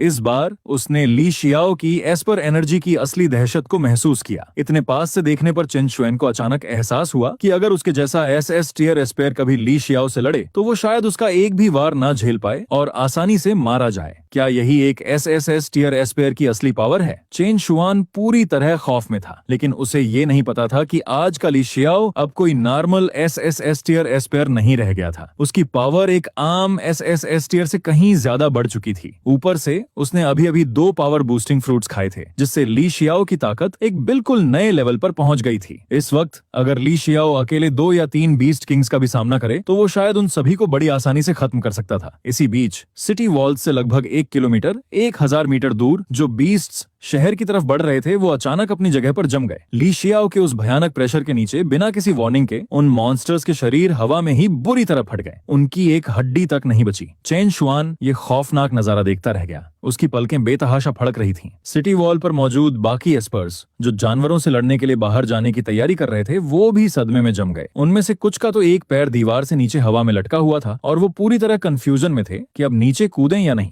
ये क्या हो रहा है? मैंने तो अभी तक अपना एक कदम भी नहीं बढ़ाया है और सारे मॉन्स्टर्स मारे गए। क्या ये लॉर्ड चेन शुआन ने किया है? लॉर्ड चेन शुआन की पावर इतनी भयानक कब से हो गई कि उन्होंने 1 किलोमीटर दूर से ही सारे जानवरों को मार डाला? दीवार पर मौजूद कुछ एस्पर्स ने होश में आते ही हैरानी से कहा। ये सुनकर चेन शुआन का चेहरा शर्म से थोड़ा लाल हो गया और उसने अजीब सी हालत में सूखी खांसी की। अगर मैं इतना पावरफुल होता तो क्या मुझे हर दिन चैंग शहर को बचाने के लिए इतना स्ट्रगल करना पड़ता? मैं तो बहुत पहले ही बाहर जाकर इलाके के सारे मॉन्स्टर्स का सफाया कर चुका होता। लेकिन किस्मत से दीवार पर मौजूद सभी लोग ली शियाओ की ताकत से अनजान नहीं थे। जिन एस्पर्स ने दिन में ली शियाओ को देखा था उन्होंने तुरंत अंदाजा लगा लिया कि उन जानवरों को मारने वाला चेन शुआन नहीं बल्कि ली शियाओ था। बकवास बंद करो, दीवार पर खड़े एक एस्पर ने अफवाहों को रोकते हुए कहा। लॉर्ड चेन शुआन, यह उन्होंने नहीं किया, ये लॉर्ड ली शियाओ ने किया था। क्या लॉर्ड ली शियाओ? तुम्हारा मतलब वही लॉर्ड ली शियाओ जो हमारे क्वांग शहर में आए थे? क्या तुम सच कह रहे हो? मुझे बताओ, कहीं मैं सपना तो नहीं देख रहा हूँ? तो लॉर्ड ली शाओचंग शहर में है, इसीलिए तो वो 1 किलोमीटर दूर से ही इतने सारे मॉन्स्टर्स का सफाया कर सके। लॉर्ड ली शाओ के क्वांग शहर में होने से अब हमें कभी किसी खतरे की चिंता नहीं करनी पड़ेगी। शहर से तुरंत बुलाए गए कई एस्पर्स के चेहरे अब बहुत खुश नजर आ रहे थे। एस्पर्स को ली शाओ के बारे में इतने उत्साह से चर्चा करते देख चेन शुएन को अपने दिल में जरा भी जलन नहीं हुई। इसके उलट ली शाओ को इतनी आसानी से मॉन्स्टर्स के इस छोटे से झुंड को खत्म करते देख चेन शुआन को सच में बहुत राहत मिली थी। इस वक्त चेन शुआन के मन में सिर्फ एक ही ख्याल था, उसे हर हाल में ली शाओ को क्वांग शहर में हमेशा के लिए रोकना था, क्योंकि ली शाओ के आने की खबर लोकल एस्पर्स के बीच पूरी तरह फैल चुकी थी। चांग शहर की पूरी एस्पर आर्मी अब जोश से भर गई थी। हालांकि क्वांग के ज्यादातर एस्पर्स ने अभी तक ली शाओ का चेहरा भी नहीं देखा था, फिर भी ये सच नहीं बदल सकता था कि उन सभी ने उसके बारे में लेजेंड्स तुरंत सुन ली थी। चारों ओर छाए उस गहरे अंधेरे और निराशा में सभी क्वांग एस्पर्स पूरी तरह से एक्साइटेड हो गए थे। उन्होंने बहुत ध्यान से अपनी नजरें दीवार पर उस जगह की ओर घुमाई जहां ली शाओ खड़ा था। किसी ने भी जोर से आवाज करने की हिम्मत नहीं की और अपने दिलों में उठ रहे उत्साह को जबरदस्ती दबाए रखा। इस बीच चांग शहर की ओर बढ़ रही मॉन्स्टर्स की उस छोटी सी लहर से आसानी से निपटने के बाद ली शाओ ने अपनी नजरें नहीं हटाई। वह दूर चिंगचेंग की ओर बढ़ रहे बीस्ट्स के उस विशाल झुंड को देखता रहा जो अब और आगे बढ़ रहा था। जब ली शाओ ने इस झुंड का विशाल साइज देखा तो वो सचमुच थोड़ा हैरान रह गया। अगर इतने सारे मॉन्स्टर्स चंग शहर पर हमला कर देते तो उसकी मौजूदा पावर के साथ भी उन सभी को मारना शायद काफी मुश्किल होता। अगर उस झुंड में कोई एस टियर बीस्ट किंग छिपा है तो रुको। उसकी आंखें थोड़ी सिकुड़ गईं। उसके शरीर के अंदर एस्पेयर एनर्जी का फ्लो शुरू हो गया। तुरंत बाद ली शाओ की आंखों में एक तेज चमक कौंधी। उसने दूर तक ध्यान से देखा। उसने उस विशाल आगे बढ़ते हुए झुंड को स्कैन किया। पहले बस एक नॉर्मल नजर डालने पर ली शाओ को कुछ भी अजीब नहीं लगा था। अब अपनी सेंसेस का सावधानी से इस्तेमाल करते हुए ली शाओ ने अचानक महसूस किया कि उस विशाल झुंड के अंदर 2 एनर्जी सिग्नेचर्स दिखाई दे रहे थे। वो बाकी सभी मॉन्स्टर्स से कहीं ज्यादा पावरफुल थे और वो उस झुंड के अंदर एक साधारण म्यूटेटेड बीस्ट का रूप लेकर छिपे हुए थे। अगर ली शाओ की पावर को अभी अभी एक जबरदस्त बूस्ट न मिला होता तो शायद वो इतनी दूर से उन्हें महसूस भी नहीं कर पाता। इसके अलावा ली शाओ की आंखें थोड़ी झपकी। उसे नहीं पता था कि यह सिर्फ एक भ्रम था, लेकिन वो इस फीलिंग को इग्नोर नहीं कर पा रहा था कि उन दोनों म्यूटेटेड बीस्ट्स का ऑरा बहुत जाना पहचाना लग रहा था। वे बिल्कुल उन 2 एस टियर बीस्ट किंग्स की तरह लग रहे थे जिनसे वो पास्ट में कई बार लड़ चुका था। अगर उन्होंने ली शाओ पर हमला करने के लिए अपनी विशाल आर्मी का इस्तेमाल न किया होता तो शायद वो उनमें से एक को पहले ही मार गिराता। उसने पिछली लड़ाइयों में उन बीस्ट किंग्स को हराया भी था, लेकिन अब वे दोनों बीस्ट किंग्स राक्षसों के झुंड में छिपे हुए थे और सीधे शिंगचंग शहर की ओर बढ़ रहे थे। वे क्या साजिश रच रहे हैं? ली शाओ खुद से सोचने लगा, लेकिन उसने तुरंत अपने ख्यालों को रोक लिया। शिंगचंग शहर में जो भी हो, अब वो उसकी टेंशन नहीं थी। उसने एस्पेयर एसोसिएशन छोड़ दिया था। अब उनके मामलों में दखल देना उसका काम नहीं था। ली शाओ के मन में धीरे धीरे एक खूबसूरत लड़की की छवि उभर आई। जब हर कोई उसे दोषी ठहरा रहा था, सिर्फ वही अकेली थी जो उसके साथ खड़ी रहने को तैयार थी। अगर एस्पेयर एसोसिएशन में कोई ऐसा बचा था जिसकी उसे अब भी परवाह थी तो वो सिर्फ यूं थी। अब जब मैं क्वांग शहर में बस गया हूँ तो मुझे शायद यह खबर उस लड़की यू को बता देनी चाहिए। इस तरह अगर वो कभी मुझे ढूंढने की कोशिश करती है तो वो परेशान नहीं होगी। ली शाओ ने अपने बगल में खड़े चिन शुआन की ओर देखा और अपनी रिक्वेस्ट बताई। क्वियांग शहर के गार्डियन एस्पेयर के रूप में उसके लिए दूसरे शहरों से कांटेक्ट करना मुश्किल नहीं था। ली शाओ की बात सुनने के बाद उसकी रिक्वेस्ट पर चिन शुआन ने जरा भी हिचकिचाहट नहीं दिखाई। उसने तुरंत सिर हिलाया। चिंता मत कीजिए लॉर्ड ली शाओ, ये मैसेज तुरंत शिंगचिनक भेज दिया जाएगा। इसमें ज्यादा समय नहीं लगेगा। आपने जिस एस्पेयर का जिक्र किया था उन्हें जल्द ही पता चल जाएगा कि आप चियांग शहर में हैं। बहुत बहुत धन्यवाद। ली शाओ ने मुस्कुराते हुए सिर हिलाया, क्योंकि पहले उस छोटे बीस्ट होर्ड को ली शाओ ने आसानी से खत्म कर दिया था। इसलिए चियांग शहर की दीवारों पर जमा हुए एस्पर्स दीवारों पर तैनात गार्ड स्क्वाड को छोड़कर वहां नहीं रुके। बाकी सभी एस्पर्स वापस शहर के अंदर चले गए। इस बीच दूसरी तरफ एस्पर्स एसोसिएशन के मुख्यालय की सबसे ऊपरी मंजिल के कॉन्फ्रेंस रूम में ये बहुत बुरा है, कुछ भयानक हुआ है। एक घबराया हुआ सा दिखने वाला एसोसिएशन का स्टाफ मेंबर कमरे में घुस आया। उस कॉन्फ्रेंस रूम के अंदर चिन वांगसिया यिंगशुआन और बाकी एस टियर एस्पर्स मेज के चारों ओर बैठे थे। ली शाओ के एस्पर एसोसिएशन छोड़ने के बाद से उसकी सारी पावर यिंगशुआन और बाकी 2 लोगों के पास आ गई थी। उस घबराए हुए स्टाफ को कमरे में भागते हुए देखकर चिन वांगसिया ने त्योरियां चढ़ाई। शांत हो जाओ, क्या हो रहा है? ये सुनकर स्टाफ ने गहरी सांस ली और जल्दी से कहा, हमें अभी अभी एक रिपोर्ट मिली है। मॉन्स्टर्स का एक विशाल झुंड सीधे शिंगचंग की ओर बढ़ रहा है। इसमें कम से कम 10,000 म्यूटेटेड बीस्ट्स हैं। ये कहते ही स्टाफ के चेहरे पर घबराहट साफ दिख रही थी। 10,000 म्यूटेटेड बीस्ट्स। हाल के सालों में इतने बड़े पैमाने पर बीस्ट टाइड देखना बहुत रेयर था। 10,000 ये सुनकर चिन वांगसिया और बाकी लोगों के चेहरे के एक्सप्रेशन थोड़े बदल गए। क्या हमें उस झुंड में हाई लेवल के मॉन्स्टर्स की गिनती के बारे में कोई जानकारी है? रिपोर्ट्स के अनुसार इस झुंड में अभी तक कोई एस टियर बीस्ट किंग नहीं देखा गया है। कम से कम 10 एस टियर और 30 एस टियर के मॉन्स्टर्स हैं। एस टियर से नीचे के राक्षसों की संख्या इतनी ज्यादा है कि उन्हें गिनना इम्पॉसिबल है। स्टाफ ने जल्दी से जवाब दिया। उसका चेहरा अभी भी घबराया हुआ था। ये सुनकर चिन वांगसिया की पैनी निगाहें अचानक शांत हो गईं। एस टियर बीस्ट किंग का कोई सुराग नहीं मिला है। अगर लगभग 10,000 राक्षसों की इस भीड़ में कोई बीस्ट किंग छिपा होता तो शायद एस्पर एसोसिएशन को इससे निपटने के लिए सीरियस होना पड़ता। लेकिन जैसा कि पता चला है, राक्षसों की इस भीड़ में कोई भी अकेला एस टियर बीस्ट किंग नहीं है। इससे सब कुछ बदल जाता है। एस्पर्स के लिए रैंक में हर बढ़ोतरी का मतलब कम से कम 10 गुना पावर का अंतर होता है। हजारों राक्षसों का झुंड देखने में भयानक लग सकता है, लेकिन सच तो ये है कि यिंगशुआन और हमारे बाकी 2 एस टियर एस्पर्स के होने से वे तीनों आसानी से इस झुंड को रोक सकते हैं। बाकियों के लिए हमारे एस्पर एसोसिएशन में बहुत सारे एस टियर और एस टियर एस्पर्स हैं। इस बीस्ट होर्ड को रोकना बिल्कुल भी मुश्किल नहीं होगा। तुम क्यों घबरा रहे हो? ये तो बस जानवरों का एक झुंड है। क्या तुम्हें लगता है कि हम तीनों एस टियर एस्पर्स यहाँ सिर्फ दिखावे के लिए बैठे हैं? यिंगशुआन ने शांत भाव से उस स्टाफ मेंबर को देखते हुए कहा जिसने अभी अभी ये खबर दी थी। ये सुनकर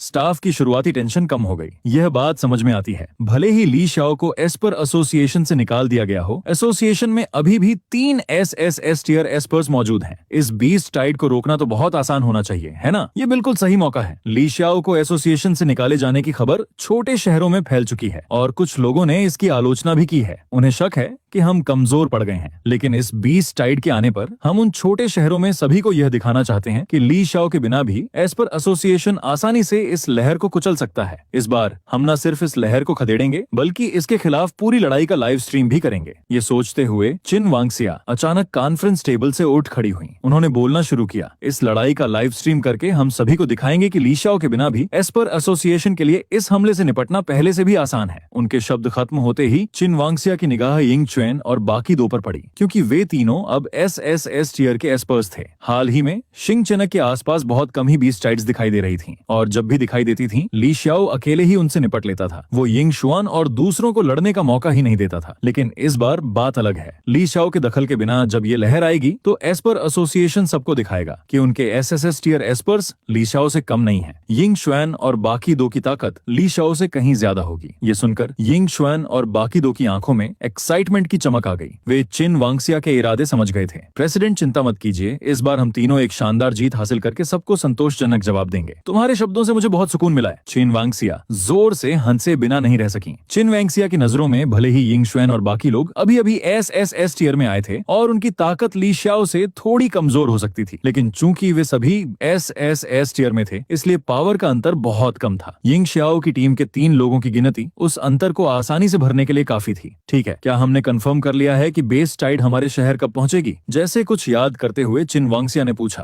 बेस टाइड की स्पीड के हिसाब से ये लगभग आधे दिन में शहर पहुंच जाएगी। आधा दिन, है ना? तैयारी के लिए हमारे पास काफी समय है। चिन वांगसिया ने सिर हिलाया। ओह ठीक है प्रेसिडेंट महोदय, अब एक और बात है। चूंकि बीस टाइड की सबसे जरूरी जानकारी मिल चुकी थी, वो स्टाफ मेंबर अब थोड़ा रिलैक्स था। फिर कुछ याद करते हुए उसने कहा, अभी जब हमें दूसरे शहरों से बीस टाइड की खबर मिली तो हमारे रिसीवर ने एक मैसेज भी पकड़ा है। यह चांग शहर के गार्डियन चिन शुआन ने मिस यूए को भेजा था। ऐसा लगता है कि यह ली शाओ के बारे में है। मुझे समझ नहीं आ रहा था कि मुझे यह मैसेज मिस यूए को देना चाहिए या नहीं, क्योंकि म्यूटेटेड मॉन्स्टर्स से भरी इस दुनिया में शहरों के बीच कम्युनिकेशन बहुत मुश्किल हो गया है। एस टियर की क्लास में मुश्किलों का सामना करना पड़ता है। यू जैसे एस्पर्स के पास नेचुरली दूसरे शहरों से मैसेज रिसीव करने के लिए अपने प्राइवेट कम्युनिकेशन चैनल्स होते हैं। आमतौर पर एसोसिएशन किसी भी एस्पेयर के बाहरी दुनिया से कांटेक्ट में दखल नहीं देता या जासूसी नहीं करता, लेकिन इस बार मामला अलग था। उस मैसेज में ली शाओ का जिक्र था और ली शाओ का नाम इस समय एस्पेयर एसोसिएशन के अंदर कड़ी निगरानी में था, इसलिए जाहिर सी बात है ये मैसेज बीच में ही रोक लिया गया। कियांग शहर के चेन शुआन ने यह सुना। क्विन वानशा ने थोड़ा माथा सिकोड़ा। जहां तक उसे याद था, उसे यू और चेन शुआन के बीच किसी भी तरह के कनेक्शन की कोई याद नहीं थी। आखिर उस मैसेज में क्या लिखा था? एसोसिएशन के एक स्टाफ मेंबर ने अपनी जेब से एक पर्ची निकाली जिस पर वो इंटरसेप्ट किया हुआ मैसेज लिखा था। चिन वांगसिया ने उसे लिया और उस पर नजर डाली। उसकी आंखें तुरंत ठंडी पड़ गईं। वह ली शाओ पहले ही एस्पर एसोसिएशन छोड़ चुका है और फिर भी मेरे एस्पर्स को अपने साथ मिलाना चाहता है। हालांकि मुझे बिल्कुल उम्मीद नहीं थी कि चांग शहर का चेन शुआन भी ली शाओ के साथ घुल मिल रहा होगा। इस पर्ची पर जो लिखा गया था वो बिल्कुल वही था जो चेन शुआन ने यू को भेजा था, जिसमें बताया गया था कि ली शाओ इस समय क्वांग शहर में है और अगर यू चाहती तो वो क्वांग शहर जाकर प्रेसिडेंट से इस मैसेज के बारे में बात कर सकती थी। चिन वांगसिया ने लापरवाही से उस कागज के टुकड़े टुकड़े कर दिए। उसने ठंडे लहजे में कहा, बस मान लो कि कुछ हुआ ही नहीं, इसे भूल जाओ। और हाँ, एसोसिएशन के एस्पर्स को आने वाले बीस टाइड के बारे में खबर देना याद रखना। उन्हें तैयार रहने को कहो। ली शाओ हमारे एसोसिएशन के एस्पर्स को इतनी आसानी से नहीं छीन पाएगा। जी हाँ, समझ गया प्रेसिडेंट। सब कुछ बताने के बाद स्टाफ मेंबर ने सिर हिलाया और सावधानी से मीटिंग रूम से निकल गया। एस्पर एसोसिएशन ने बहुत तेजी से काम किया। जैसे ही उन्हें पता चला कि मॉन्स्टर्स का हमला शिंगचेनग स्टार सिटी तक पहुंचने वाला है, ये खबर तुरंत ब्रॉडकास्ट कर दी गई। न सिर्फ एसोसिएशन के एस्पर्स को वार्निंग मिली, बल्कि शिंगचेनग के आम नागरिकों को भी मॉन्स्टर्स के आने की सूचना दी गई। और अब सभी जानते थे कि इस बीस्ट टाइड का साइज पहले से कहीं ज्यादा विशाल लग रहा था। एक और बड़े पैमाने पर मॉन्स्टर अटैक। पिछला हमला लगभग 1 साल पहले आया था, है ना? मैंने सुना है कि उस हमले से निपटने में एस्पर एसोसिएशन को भारी नुकसान हुआ था। ली शाओ के जाने के ठीक बाद बीस्ट्स की ये लहर क्यों आई? ली शाओ को भगाना, क्या ये कुछ ज्यादा ही हो गया? बीस्ट टाइड की खबर फैलते ही शिंगचेंग के कई निवासियों में दहशत फैल गई। साथ ही इस लहर के विशाल साइज को देखते हुए कुछ डरे हुए लोगों को ली शाओ को इतनी सख्ती से भगाने पर पछतावा भी होने लगा। अगर ली शाओ अभी भी शिंगचेंग में होता, उसके जैसा एसएसएस टियर का एस्पर होने से इस बीस्ट टाइड का सामना करना कितना आसान हो जाता, है ना? लेकिन जल्द ही दूसरी आवाजें सुनाई दी, जिन्होंने उन पछतावे से भरे निवासियों के ख्यालों को बीच में ही काट दिया। ली शाओ को भगाने में क्या बुराई है? है, काश वो पहले ही चला गया होता। वो तो बस एक पूरी तरह से गैर जिम्मेदार घमंडी एसएस टियर एस्पेयर है। वो तो सिर्फ बेनिफिट्स के लिए ही इस एसोसिएशन में शामिल हुआ था। उसके जाने पर कोई अफसोस नहीं। ली शाओ के बिना भी सिंग चेंग में अभी भी 3 एसएस टियर के एस्पर्स मौजूद हैं। भला इससे क्या फर्क पड़ सकता है? हाँ, भले ही ली शाओ एसोसिएशन छोड़ दे, हमारे एस्पर एसोसिएशन में अभी भी 3 एसएस टियर के एस्पर्स हैं। क्या लॉर्ड यिंगशुआन और बाकी लोग सच में ली शाओ से कमजोर हैं? बात बस इतनी है कि प्रेसिडेंट चिन वेंगसिया बहुत दयालु हैं और उस समय इस मामले को आगे नहीं बढ़ाना चाहती थीं। वरना अगर लॉर्ड यिंगशुआन और बाकी दोनों एसएस टियर एस्पर्स मिलकर हमला करते तो ली शाओ चाहकर भी सजा से नहीं बच पाता। लॉर्ड यिंगशुआन और बाकी लोग यहाँ मौजूद हैं। चाहे बीस्ट टाइड कितनी भी पावरफुल क्यों ना हो, वो सिंग चंग को नुकसान नहीं पहुंचा पाएगी। मैंने सुना है कि बीस्ट टाइड आज दोपहर को आएगी। इस बार तो एसोसिएशन इसका लाइव स्ट्रीम भी करने जा रहा है। जब समय आएगा तो हम देखेंगे कि लॉर्ड यिंगशुआन और बाकी लोग बीस्ट टाइड का सफाया कैसे करते हैं। शिंग चेनक के कई निवासी बड़े एक्साइटमेंट के साथ बोल रहे थे। उन्होंने यिंगशुआन के तीनों एसएस टियर एस्पर्स और ली शाओ के बीच पहले ही एक कंपैरिजन सेट कर लिया था और इस कंपैरिजन का नतीजा साफ था कि यिंगशुआन की टीम ली शाओ से कहीं ज्यादा पावरफुल थी। उस समय ली शाओ अकेले ही उन सभी एसएस टियर बीस्ट किंग्स को रोक सकता था। अब एस्पर एसोसिएशन के पास 3 एसएस टियर एस्पर्स हैं, यानी पावर 3 गुना हो गई है। किसी को भी विश्वास नहीं था कि यह बीस्ट टाइड शिंग चेनक के लिए कोई खतरा पैदा करेगी। शिंग चेनक के कई निवासियों के चेहरे पर डर की जगह मुस्कान आ गई। इस विशाल बीस्ट्स की लहर के आने को लेकर जो टेंशन वे शुरू में महसूस कर रहे थे वो पूरी तरह से गायब हो गई। इतना ही नहीं, शहर भर में कई लोग ग्रुप्स में इकट्ठा हो गए थे। वे स्नैक्स और फल खरीद रहे थे, बस बीस्ट टाइड के आने का इंतजार कर रहे थे ताकि वे एसोसिएशन के एस्पर्स द्वारा उस भीड़ को खदेड़ने का लाइव स्ट्रीम देख सकें। इसी तरह एस्पेयर एसोसिएशन का यह ब्रॉडकास्ट केवल शिंग चेनक तक ही सीमित नहीं था। अपने अपने इलाकों में डटे हुए बाकी छोटे शहरों को भी यह खबर मिल चुकी थी। आधा दिन शांति से बीत गया और लाइव स्ट्रीम शुरू हो गई। शिंग चेनक में हर कोई अपने फोन या शहर भर में लगी बड़ी पब्लिक स्क्रीन्स के जरिए ब्रॉडकास्ट देख सकता था। इस समय सिंगचेंग की दीवारों के किनारे पर अनगिनत फिगर्स खड़ी दिखाई दे रही थीं। ये एसोसिएशन द्वारा तैनात किए गए एस्पर्स थे। उसी समय फॉर्मेशन के बिल्कुल आगे 3 आकृतियां खड़ी थीं। जब सिंगचेंग के निवासियों ने इन 3 लोगों को देखा तो उनकी आंखें रिस्पेक्ट और तारीफ से चमक उठी। ये तीनों शिंगचेंग के मौजूदा 3 एसएस टियर एस्पर्स थे, यिंगशुआन, वंगकोंग और हांग सांग। एसएस टियर एस्पर बनने से पहले भी वे तीनों एसएस टियर के टॉप एस्पर्स थे। एस्पर एसोसिएशन की सबसे बड़ी कॉम्बैट पावर के रूप में काम करते हुए उस समय ली शाओ इकलौता एसएस टियर एस्पर था जो उनसे ऊपर था। शिंग चेनक के निवासियों के बीच उनकी रेपुटेशन उतनी पॉपुलर नहीं थी जितनी अब है, लेकिन अब जब ली चाओ को एसोसिएशन से निकाल दिया गया था तो एसएस टियर में प्रमोट हो चुके वे तीनों सिंगचेंग के एस्पर एसोसिएशन के सबसे पावरफुल वॉरियर्स थे, जिन्हें अनगिनत लोग जानते थे और उनकी रिस्पेक्ट करते थे। दूर देखने पर विशालकाय जानवरों के झुंड के जमीन पर दौड़ने की हल्की हल्की आवाज सुनाई दे रही थी, जिससे पूरी धरती में वाइब्रेशन हो रहा था। शिंग चेनक में लाइव स्ट्रीम देख रहे नागरिक और सैनिक थोड़े सहम गए। हालांकि लाइव स्ट्रीम के जरिए वे जानवरों के झुंड के विशाल साइज को पूरी तरह से नहीं देख पा रहे थे। स्क्रीन पर दिखाई देने वाला वो छोटा सा हिस्सा ही सिंगचेंग द्वारा हाल ही में फेस किए गए किसी भी बीस्ट टाइड से कहीं ज्यादा बड़ा था। इतने सारे मॉन्स्टर्स थे कि उनकी गिनती पहले से कई गुना ज्यादा लग रही थी। इस स्केल का बीस्ट टाइड आखिरी बार कम से कम 1 या 2 साल पहले दिखाई दिया होगा, है ना?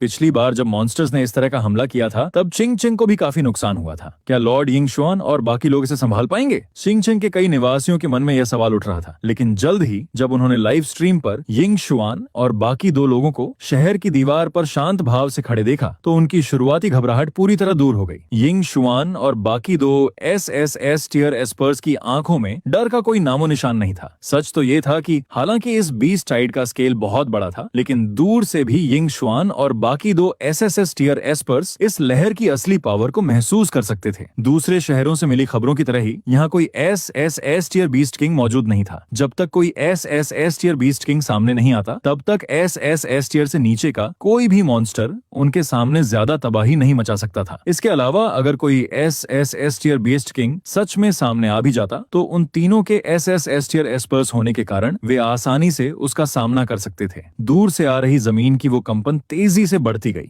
शुरू में महज काले डॉट्स की तरह दिखने वाली वो विशाल लहर सबकी आंखों के सामने तेजी से बड़ी होती गई। वो लहर शिंग चेन के करीब आती जा रही थी। अब आगे बढ़ने का समय आ गया है। कहीं ऐसा ना हो कि हम इस बीस्ट टाइड को बहुत करीब आने दें और हालात मुश्किल हो जाएं। यिंगशुआन और बाकी दोनों ने आती हुई उस राक्षसी लहर को बड़ी ही शांति से देखा। अगले ही पल यिंगशुआन के शरीर से एक भयानक एस्पर एस्पर एनर्जी का प्रेशर बाहर की तरफ फैला। एक हल्की नीली आग ने उसके पूरे शरीर को घेर लिया। उसका पूरा शरीर आसमान में उड़ गया। जैसे ही वो भयानक नीली आग भड़क उठी, ऐसा लगा मानो वो हवा को ही जलाकर राख कर रही हो। तुरंत बाद यिंग श्वेन के चारों ओर इकट्ठा हुई वो नीली आग बीस्ट टाइड की ओर बहुत तेजी से गिरी। एक छोटे बम के फटने की तरह वो आग वहां जाकर फट गई। एक विशाल धमाका हुआ जिसने अनगिनत म्यूटेटेड बीस्ट्स को हवा में उड़ा दिया। अनगिनत लो लेवल मॉन्स्टर्स की दर्दनाक चीखें गूंज उठी। हालांकि मॉन्स्टर साइज में बहुत विशाल थे, जिनमें सबसे छोटा भी एसएसएस टियर एस्पर यिंग श्वेन के सामने कई मीटर लंबा था, लेकिन उसके एक ही हमले ने उन्हें भारी नुकसान पहुंचाया। यिंग श्वेन के इस भयानक हमले के आगे थोड़े पावरफुल एसएस और एस टियर मॉन्स्टर्स भी डर गए। उनकी आगे बढ़ने की स्पीड धीमी हो गई। सिंगचेंग के अनगिनत निवासियों ने लाइव स्ट्रीम पर यह सब देखा। इस नजारे को देखकर उनकी आंखों में एक पागलपन भरा एक्साइटमेंट झलक रहा था। वे खुशी से दहाड़ उठे। क्या इनक्रेडिबल पावर है! लॉर्ड यिंग श्वान सचमुच एक एस टियर एस्पेयर होने के लायक हैं। हाँ, मुझे पता था कि मेरी पिछली टेंशन पूरी तरह से फालतू थी। जब लॉर्ड यिंग श्वान यहाँ हैं, तो हमें इस बीस्ट टाइड के बारे में डरने की क्या जरूरत है। हाँ, जहाँ तक मैं देख सकता हूँ, लॉर्ड यिंग श्वान की ताकत ली शाओ से बिल्कुल भी कम नहीं है। ये कितनी मजाकिया बात है कि ली शाओ ने सच में सोचा था कि वो एसोसिएशन को धमकी दे सकता है। ली शाओ के बिना भी एस्पर एसोसिएशन आसानी से इस बीस्ट टाइड को रोक सकता है। इस बीच सिंगचंग स्टार सिटी के किनारे पर तैनात एस्पर्स भी यिंग श्वेन के हमले से जोश में आ गए। अनगिनत एस्पर्स ने यिंग श्वेन को फॉलो किया और अपने अपने हमले शुरू कर दिए। इस समय रंग बिरंगी एस्पर एनर्जी की एक चकाचौंध करने वाली रोशनी ने लगभग पूरी तरह से शहर के किनारे को ढक लिया था। इस वक्त लाइव स्ट्रीम देखे बिना भी शहर के लोग अपनी आंखों के सामने चमकती उन अनगिनत रोशनी की किरणों को महसूस कर सकते थे।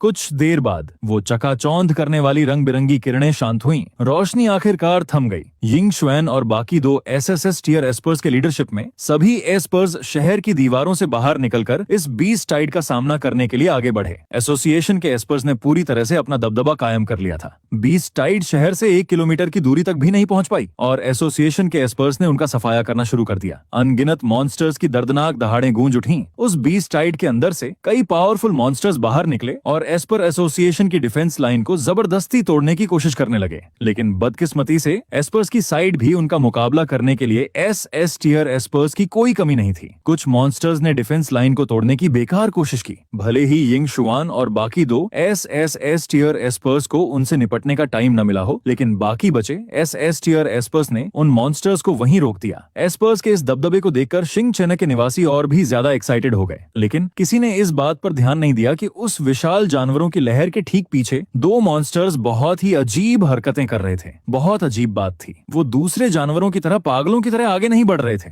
इसके बजाय वे झुंड के बिल्कुल पीछे छिपे रहे और जरा सी भी हरकत नहीं कर रहे थे। अगर ली शाओ अभी यहाँ होता तो वो ये देखकर हैरान रह जाता कि इन दोनों जानवरों का रूप बिल्कुल उसी व्हाइट विंग्ड टाइगर और ब्लैक पाइथन जैसा था। बस फर्क सिर्फ इतना था कि अभी उनका साइज नॉर्मल से कई गुना छोटा हो गया था। इसीलिए वे मॉन्स्टर्स के झुंड में पूरी तरह से छिपे रहे और किसी का ध्यान उन पर नहीं गया। जानवरों के झुंड के पीछे सिकुड़े हुए रूप में वो व्हाइट विंग टाइगर और ब्लैक पाइथन अपनी गहरी चालाक निगाहों से उन अनगिनत जानवरों को देख रहे थे जो सबसे आगे जाकर एस्पर्स के हाथों मारे जा रहे थे। इस वक्त शिंगचेन के एस्पर्स के हाथों वो बीस्ट टाइड भारी नुकसान झेल रही थी और मॉन्स्टर्स बहुत तेजी से मर रहे थे। लेकिन जानवरों के झुंड के इस नुकसान की परवाह उन दोनों बीस्ट किंग्स को जरा भी नहीं थी। उनके लिए जानवरों की इस भीड़ को दोबारा इकट्ठा करने में बस थोड़ा ही टाइम लगता। अब तक वे झुंड में छिपे हुए थे और कोई हरकत नहीं कर रहे थे। जाहिर सी बात है, डर की वजह से नहीं, वे बस जानवरों की विशाल संख्या का फायदा उठाकर एस्पर्स की कॉम्बैट पावर को थकाना चाहते थे। ऐसा लग रहा था कि शिंगचेंग में अभी भी 3 एसएसएस टियर के एस्पर्स मौजूद हैं। लेकिन सच तो ये था कि ये तीनों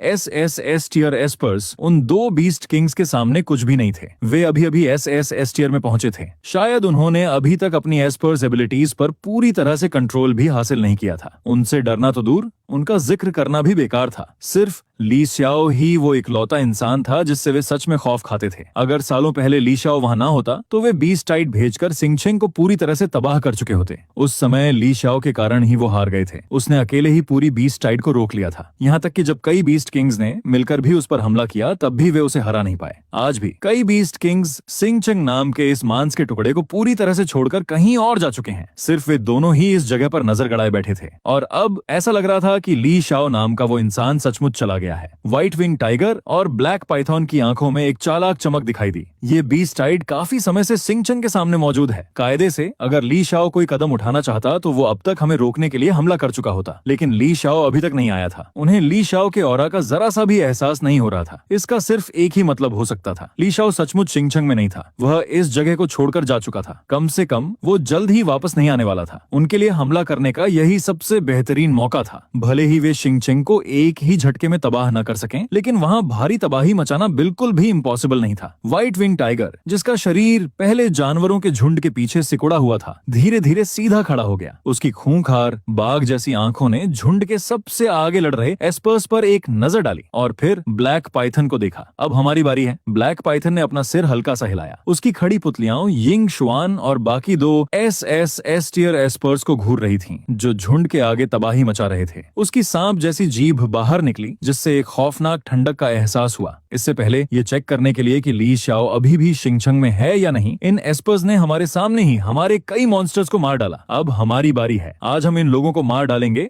और इस शहर को तबाह कर देंगे। जैसे ही ब्लैक पाइथन ने ये कहा, वो हवा में उड़ने और जानवरों के झुंड के पीछे से हमला करने के लिए तैयार हो गया। लेकिन ठीक उसी पल व्हाइट विंग्ड टाइगर के एक पंजे ने उसका रास्ता रोक दिया। रुको, मैं पहले खुद जाऊंगा, तुम अभी किनारे पर इंतजार करो। ये सुनकर ब्लैक पाइथन ने अपनी भयानक सांप जैसी आंखें सिकोड़ी, लेकिन वो जल्दी ही व्हाइट विंग्ड टाइगर का इरादा समझ गया। ली शाओ नाम का वो इंसान बहुत अजीब था। उसके पास नॉर्मल एस टियर लेवल से कहीं ज्यादा पावर थी। अगर उसने अपने ऑरा को पूरी तरह से छिपाने का कोई तरीका खोज लिया होता, तो उनके जैसे सेम लेवल के बीस्ट किंग्स भी उसे पहचान नहीं पाते। ये बिल्कुल नॉर्मल सी बात थी। ठीक है, मैं समझ गया। ब्लैक पाइथन का कुंडली मारा हुआ शरीर वापस नीचे आ गया और वो फिर से मॉन्स्टर्स की भीड़ के पीछे छिप गया। व्हाइट विंग्ड टाइगर ने हल्का सा सिर हिलाया। अगले ही पल व्हाइट विंग्ड टाइगर का शरीर, जो एक नॉर्मल जानवर के साइज का था, अचानक एक विस्फोट के साथ फैलने लगा। व्हाइट विंग्ड टाइगर के शरीर से एक खौफनाक एस्पेयर एनर्जी का फ्लो फैला, जिसने पल भर में पूरे बैटलफील्ड को अपनी चपेट में ले लिया। उसी समय व्हाइट विंग टाइगर का शरीर अपने असली रूप में वापस आ चुका था, सैकड़ों फीट विशाल। अचानक उस भयानक एस्पेयर एनर्जी के प्रेशर से सभी मॉन्स्टर्स और एस्पर्स कांप उठे। यह एस्पेयर एनर्जी का प्रेशर नॉर्मल एस टियर या यहाँ तक कि एस टियर से भी कहीं ज्यादा भयानक था। कई एस्पर्स के चेहरों पर एक बीस्ट किंग का खौफ साफ दिखाई दे रहा था। उनकी निगाहें जानवरों के झुंड के पीछे की ओर मुड़ गईं, जहां अचानक वो विशाल व्हाइट विंग टाइगर प्रकट हुआ था। उसका खौफनाक 100 फीट लंबा शरीर जानवरों के झुंड के बीच खड़ा था, जो सबका ध्यान अपनी तरफ खींच रहा था। और इस समय वो व्हाइट विंग्ड टाइगर बहुत ही भयानक स्पीड से आगे लड़ रहे एस्पर्स और मॉन्स्टर्स की तरफ बढ़ रहा था। इसी तरह व्हाइट विंग्ड टाइगर के सामने आने का नजारा शिंगचंग के लाइव स्ट्रीम पर भी ब्रॉडकास्ट हो गया। इतनी दूर होने के बावजूद भी शहर के लोग व्हाइट विंग्ड टाइगर से निकलने वाली उस खौफनाक एस्पर एनर्जी को महसूस कर पा रहे थे। वैसे भी मॉन्स्टर्स में बहुत कम ही बीस्ट किंग्स होते थे। असल में शिंगचंग के ज्यादातर निवासियों ने पहले भी इस व्हाइट विंग टाइगर को देखा था, लेकिन पहले जब भी ये व्हाइट विंग टाइगर सामने आता था तो हमेशा ली शाओ ही आगे बढ़कर उसे खदेड़ देता था। इस बार शहर वालों को पता था कि ली शाओ पहले ही जा चुका है, इसलिए उनके मन में डर आना बिल्कुल लाजमी था। लेकिन अगले ही पल किसी ने कहा, डरने की क्या बात है, यहाँ तो बस एक ही बीस्ट किंग है। हमारे पास लॉर्ड यिंग शुआन और बाकी 2 एस टियर एस्पर्स हैं। इसे खत्म करने में आखिर कितनी मेहनत लगेगी? ये सुनकर कई लोगों की आंखों में जो खौफ पहले उभरा था, वो आखिरकार गायब हो गया। ध्यान से सोचने पर ये बात सच भी थी। 3 एस टियर के एस्पर्ट्स, चाहे कुछ भी हो जाए, उन्होंने कभी नहीं सोचा था कि वे तीनों मिलकर अपने ही लेवल के एक बीस्ट किंग को नहीं संभाल पाएंगे। ये बीस्ट किंग अकेले आने की हिम्मत कर रहा है। ली शाओ इसे पहले नहीं मार सका था, इसलिए लॉर्ड यिंग शुआन और बाकी लोगों के लिए आगे बढ़कर इसे मारने का यह बिल्कुल सही मौका है। इससे सब पर से दबाव भी कम होगा और शिंगचंग को भी हमेशा के लिए शांति मिल जाएगी। यिंग शुआन और बाकी 2 एस्पर्स, जो राक्षसों के झुंड का सफाया करने में बिजी थे, उन्होंने भी व्हाइट विंग्ड टाइगर के सामने आने के कारण कुछ देर के लिए अपने हमले रोक दिए। इस पल उनकी आंखों में थोड़ी कंफ्यूजन दिखाई दी। पहले उन्हें इस बात का जरा भी अंदाजा नहीं था कि इस जानवरों की भीड़ के अंदर एक एस टियर बीस्ट किंग भी छिपा हुआ है। ये सब कहां से आया? ये व्हाइट विंग्ड टाइगर अचानक कहां से आ गया? लेकिन जल्द ही उनका वो कंफ्यूजन दूर हो गया। वे मुस्कुराते हुए एक दूसरे की ओर देखने से खुद को रोक नहीं पाए। उनकी आंखों में गहरी एक्साइटमेंट झलक रही थी। हाँ, सोचो, एक बीस्ट किंग खुद चलकर अपनी जान कुर्बान करने आया है। अगर ऐसा है तो चलो उसकी ये आखिरी इच्छा पूरी करते हैं। ये कहते ही तीनों ने बिना किसी हिचकिचाहट के अपना सारा फोकस लो लेवल मॉन्स्टर्स से हटाकर सीधे व्हाइट विंग्ड टाइगर पर लगा दिया। यिंग शुआन, वांग कोंग और हांग सांग के शरीरों से एक बेहद पावरफुल एस्पेयर एनर्जी का तूफान उठा। आम मॉन्स्टर्स से लड़ते वक्त उनका अपनी पूरी ताकत इस्तेमाल करने का कोई इरादा नहीं था। ठीक है, तीनों ने तुरंत व्हाइट विंग टाइगर को घेर लिया। यिंग शुआन के लीडरशिप में उनके शरीरों से भयानक एस्पर एनर्जी की रोशनी निकलने लगी। उसके शरीर पर जल रही भयानक नीले रंग की आग तुरंत व्हाइट विंग्ड टाइगर की तरफ तेजी से बढ़ी। वांग कोंग और हांग संग ने भी कोई देरी नहीं की और अपने अपने पावरफुल हमले शुरू कर दिए। 3 एस टियर एस्पर्स का एक साथ किया गया कंबाइंड अटैक अगर कोई और होता तो शायद पल भर में ही उसका नामो निशान मिट जाता। लेकिन इस समय व्हाइट विंग्ड टाइगर की खूंखार आंखों में सिर्फ उन तीनों के लिए एक तिरस्कार का भाव झलक रहा था। उसने बड़ी ही शांति से अपना विशाल पंजा उठाया और उन तीनों के भयानक हमलों पर बहुत ही हल्के से प्रहार किया। बैंग बैंग बैंग 3 दबी हुई धमके सुनाई दी और देखते ही देखते यिंग शुआन के तीनों साथियों के पावरफुल हमलों को व्हाइट विंग टाइगर ने बड़ी आसानी से चकनाचूर कर दिया। इस पल पूरा बैटलफील्ड सन्नाटे में डूब गया। असंभव, व्हाइट विंग टाइगर को उनके कंबाइंड हमलों को इतनी आसानी से चकनाचूर करते देख यिंग शुआन और बाकी दोनों की आंखों में भी गहरा सदमा झलक रहा था। वे सभी एस टियर के प्राणी थे, तो फिर यह व्हाइट विंग्ड टाइगर उनके हमलों को इतनी आसानी से कैसे चकनाचूर कर सकता था। लेकिन अभी तीनों के और सोचने का टाइम दिए बिना व्हाइट विंग टाइगर की तिरस्कार भरी निगाहें उन पर टिक गईं। अगले ही पल व्हाइट विंग टाइगर का शरीर अपनी जगह से गायब हो गया और वो तीनों एस टियर एस्पर्स में से एक वांग कांग के ठीक पीछे प्रकट हो गया। पलक झपकते ही वांग कांग के दिल में बिना किसी हिचकिचाहट के एक्सट्रीम डेंजर का एक घना खौफ पैदा हो गया। वांग कांग ने तुरंत अपने शरीर के चारों ओर एस्पर एनर्जी को इकट्ठा किया और अपनी पीठ के ठीक पीछे एक लाल रंग का एस्पर बैरियर बना लिया। इस एस्पर बैरियर की मोटाई 10 मीटर से भी ज्यादा थी। इस बैरियर में सिर्फ डिफेंस के गुण ही नहीं थे, बल्कि जैसे ही ये लाल बैरियर बना, इस पर वांग कांग की एस टियर एस्पर पावर से लगातार लाल ज्वालाएं निकल रही थीं। अगर कोई एस टियर या उससे निचले लेवल का एस्पेयर होता तो अपनी पूरी ताकत लगा देने पर भी वो इसे तोड़ नहीं पाता, बल्कि इस बात के ज्यादा चांस थे कि वो खुद इस भयानक लाल बैरियर की पावर से पीछे हट जाता। इस लाल बैरियर का यूजर वांग कांग को अपने दिल में बैठ रहे उस खौफ में जरा भी कमी महसूस नहीं हुई। सच तो ये था कि कुछ ही मिलीसेकंड बीतने के साथ उसे अपने ऊपर मंडराते मौत के खतरे का एहसास और भी गहरा होता महसूस हुआ। उसी वक्त व्हाइट विंग टाइगर के तेज धार वाले खूंखार पंजे सीधे उस 10 मीटर मोटे लाल बैरियर की ओर झपटे। इंसान के साइज के हिसाब से इस बैरियर का मौजूद होना ही अविश्वसनीय रूप से विशाल लगता था। लेकिन एस टियर बीस्ट किंग्स जैसे कि व्हाइट विंग्ड टाइगर के बारे में जानना जरूरी था। उनका असली साइज सैकड़ों फीट से भी ज्यादा बड़ा था। भले ही हमले का मेन पॉइंट उनका केवल एक पंजा था, फिर भी उनका विशाल साइज अनइमेजिनेबल था। इस विशालकाय दानव के नीचे उस खौफनाक पंजे के सामने वो 10 मीटर मोटी लाल रंग की दीवार बेहद छोटी दिखाई दे रही थी और दीवार के पीछे खड़ा वांग कांग एक नन्ही चींटी की तरह लग रहा था। अगले ही पल भयानक विशाल पंजा और लाल दीवार जोर से टकराए, लेकिन एस्पर एनर्जी की जैसी विस्फोटक लहर की उम्मीद थी वैसी लहर नहीं आई। जब वो विशाल पंजा दीवार से टकराया तो ऐसा लगा जैसे कोई स्टील का ब्लेड टोफू से टकराया हो।